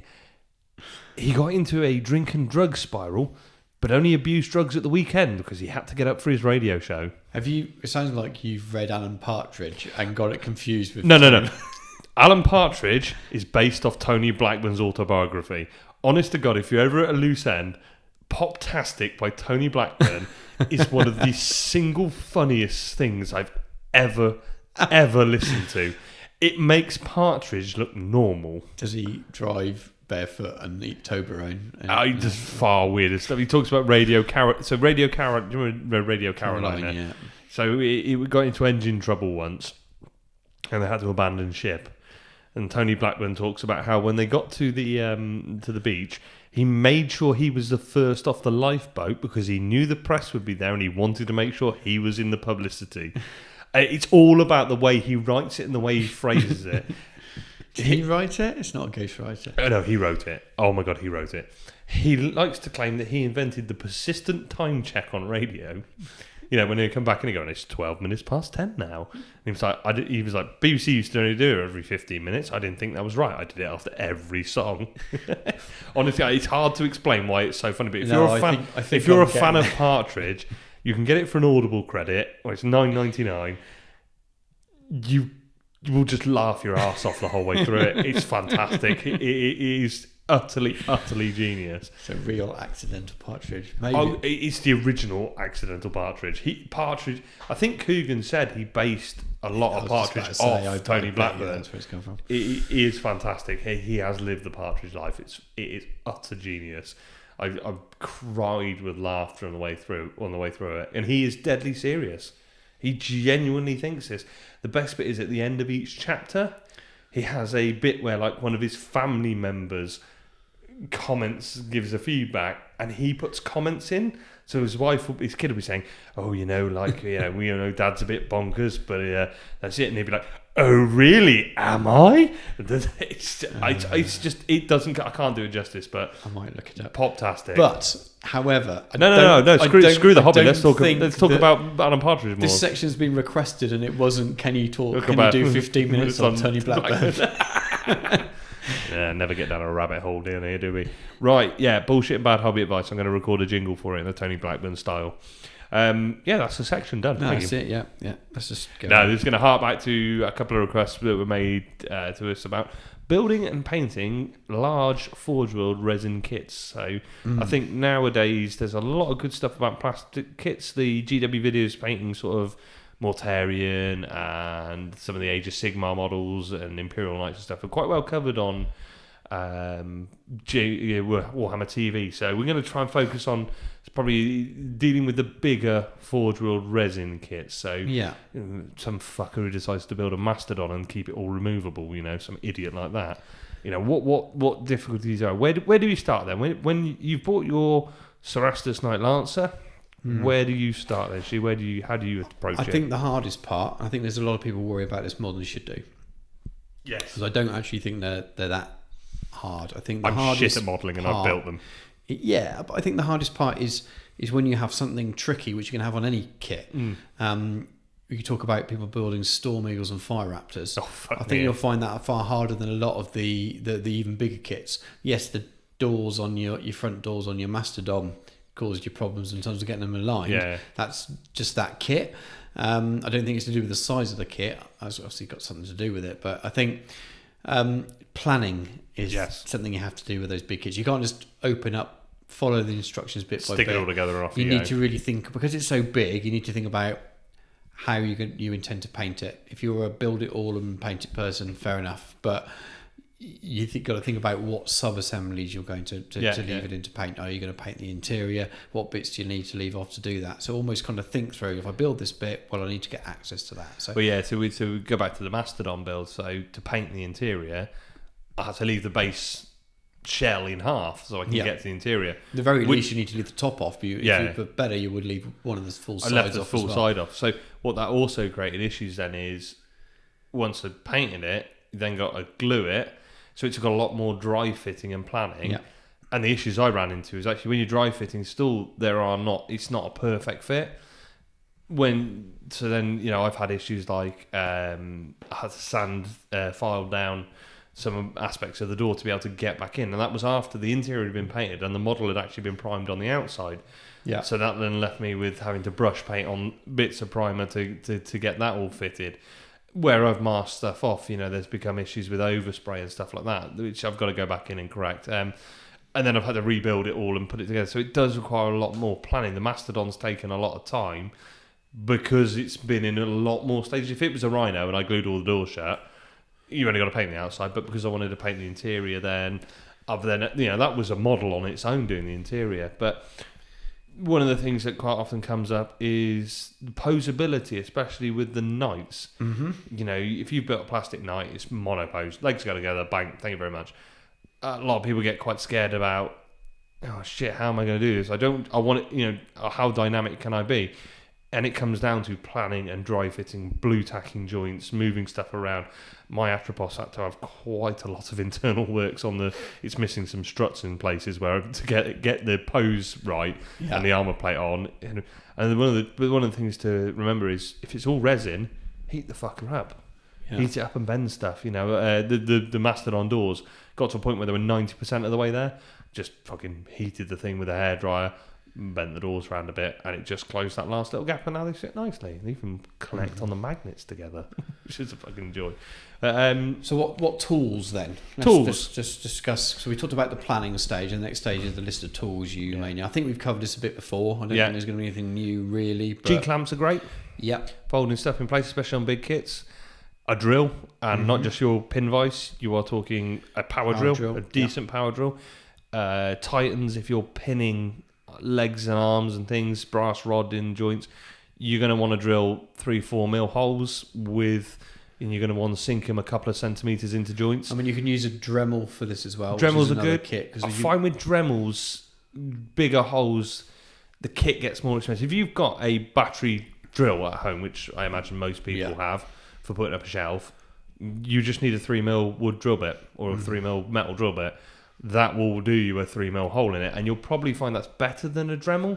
You have more control because you've got the trigger and a better grip. Dremels are great, I find, for cutting and sanding. Yeah. Because the way a Dremel is designed and it sits in your hand, drilling can be a bit awkward. It's yeah. I mean, it looks like you're wanking off a camel doing it, but a drill with a pistol grip will be a bit more precise when you're gonna. So, it's not. I mean, you can pick up a decent power drill for between 50 and 100 quid, depending on what you want to spend. But to be fair, for drilling through resin, you can go and pick up a £20 drill. Yeah, it's fine. Don't if you haven't got a drill, don't go down to B&Q, pick up their blue basic one. It'll do the trick. A Dremel is a good start. A Dremel is good. Yeah, and again, you don't need to buy Dremel branded. There are lots of third-party rotating sanding, whatever they call, multi-tool. You can get those for sort of 25-30 quid on Amazon easily. I think my Dremel was only about 30 quid on Amazon. They do pop up on sale on there and stuff as well. So, files. Good set of files. I picked up what are they? With blue handles, orange bag. They're well known in model tool making ones. They're a brand name one, but a set. I think it cost me a £5 for about 6 different shapes. You want triangle ones, circle ones, square ones, flat ones, pointed ones. You want to get those edges right. And when you talk about cutting flash off resin kit, you'll cut the flash down and then you'll dry fit, and you might have to sand odd places just where the cast is just ever bulged out, and just to get that nice smooth fit.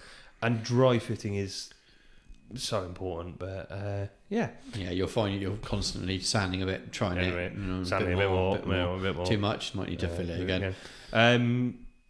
Glues, various glues. It depends what you want. A good super glue will do most resin kits.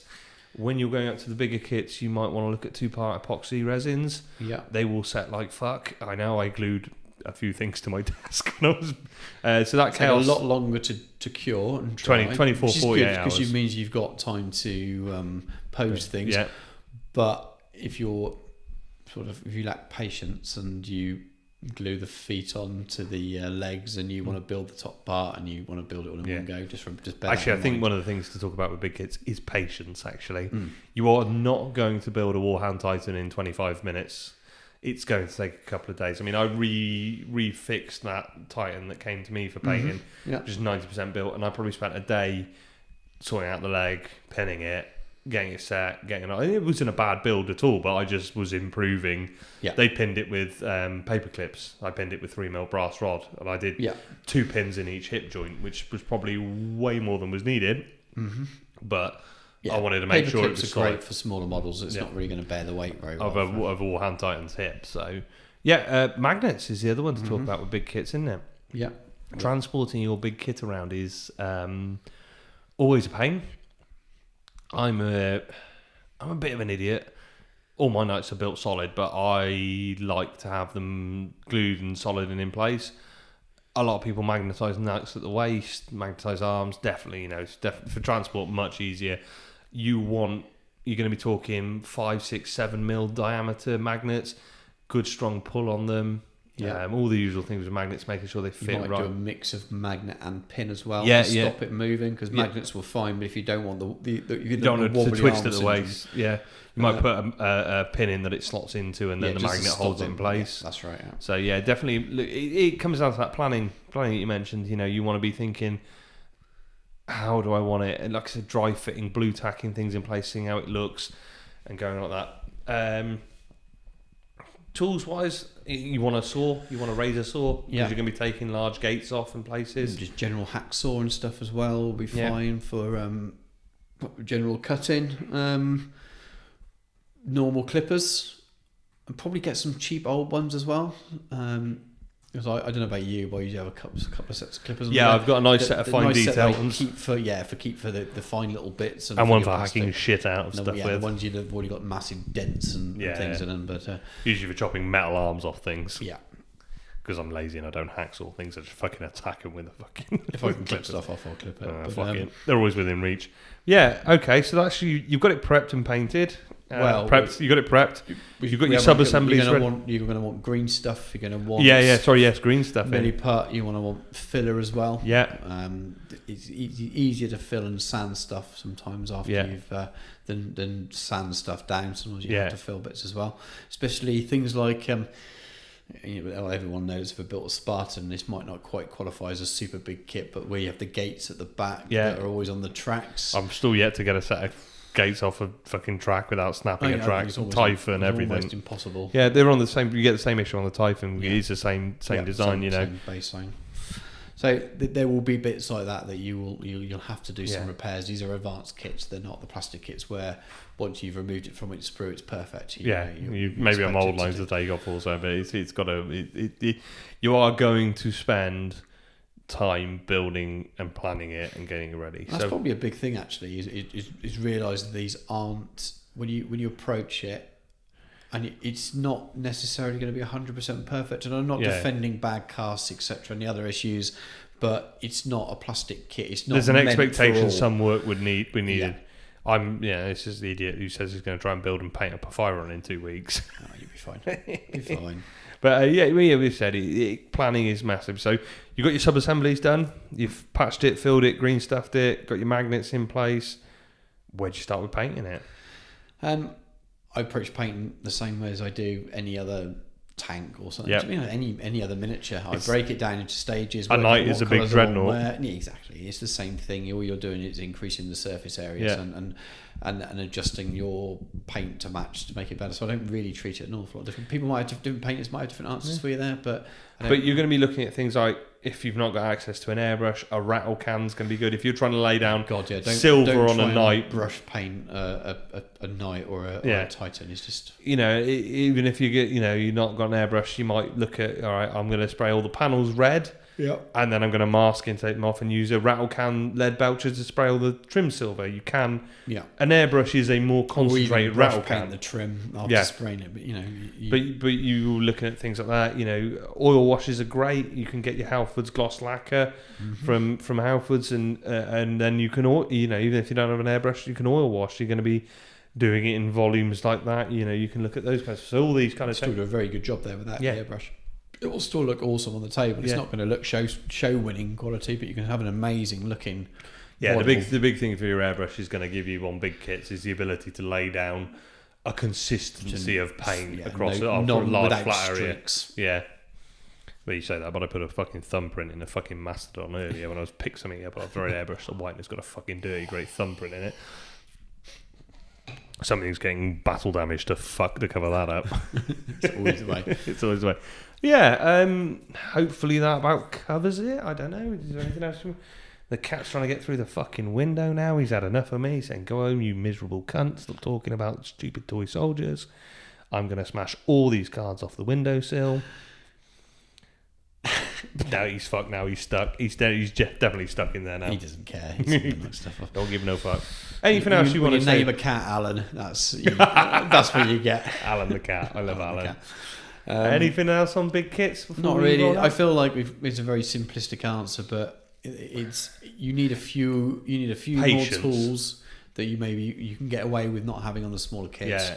But to be honest with you, all of those tools we've mentioned you'd need for a Spartan anyway. Yeah. So there's not much difference really. Yeah, I mean your big drill might be the only thing that you're not likely to use on it unless you're magnetizing stuff. It's with a Spartan, it's not likely to come up. And hopefully a drill is something like we said you might have in go your around home your dad, anyway. go around your dad's or your mum's and nick their drill anyway. They might have one anyway. Your dad's. We're assuming that our listener base are all under 18 here, are we? Go around your dad's. I go around my dad's anyway. I'm 30. My dad's got a fucking garage full of tools. He's got a fucking lathe in there. It's brilliant. My father-in-law has literally 3 B&Qs in his garage. Because his garage is so untidy, he can't find his tools, so he goes and buys another set. And once a year, he tidies it all up and realises he's got he's got fucking a whole airline and extraction system. I mean, he is an pattern maker for Rolls Royce. I mean, Woodcraft he built a crossbow, it's a fucking lethal thing. He can use all these tools, but he taught me to weld once, and we both got sunburn on our forearms because we didn't bother putting gauntlets on properly. But that's a different story. Go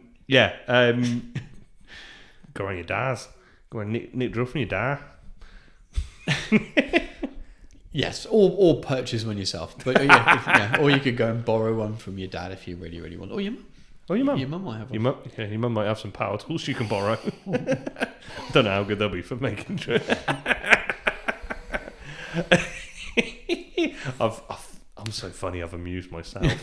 Right, break time. Goodbye.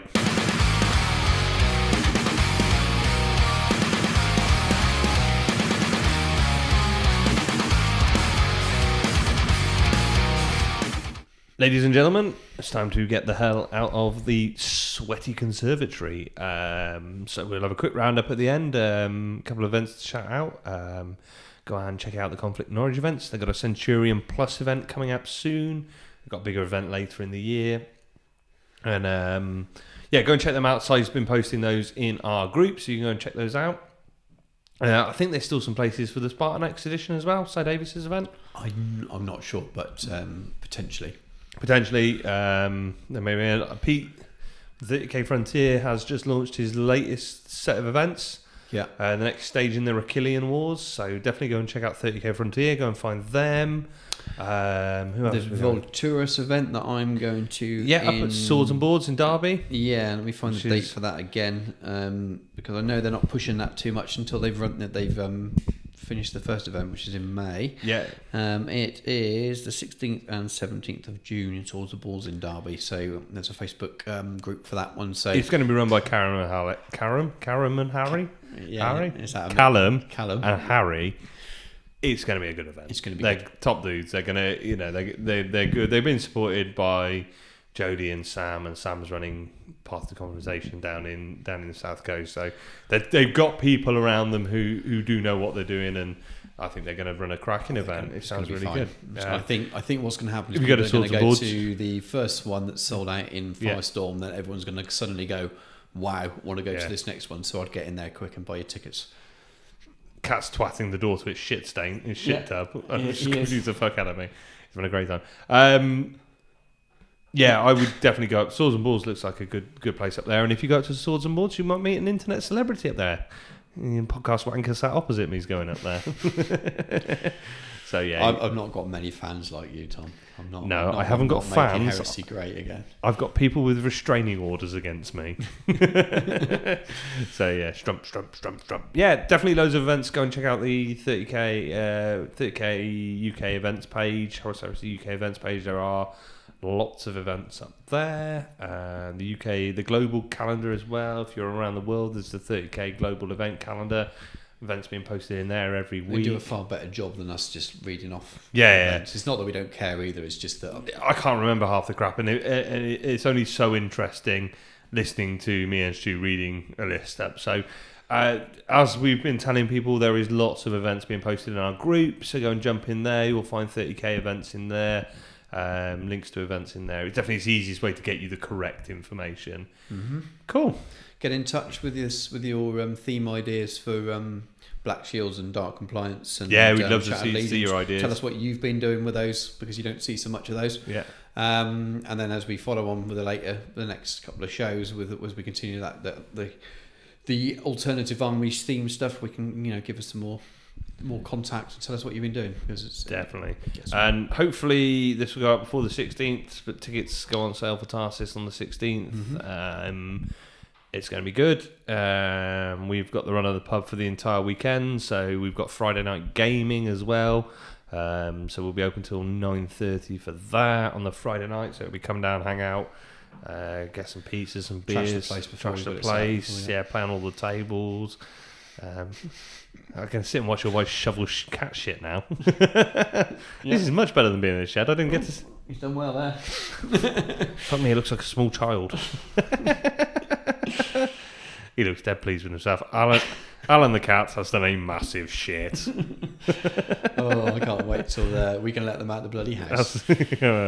Cool. Anything else you wanted to shout out, Stu? No, all sorted there. I think it's nice to be back recording. Yeah, as always, check out all the other podcasts. Chuck lists in the show notes. There are fucking millions of podcasts out there at the moment. That aren't in the show notes. Yeah, loads that aren't in the show notes. Too many to keep up with. We're trying to keep up with them, but yeah.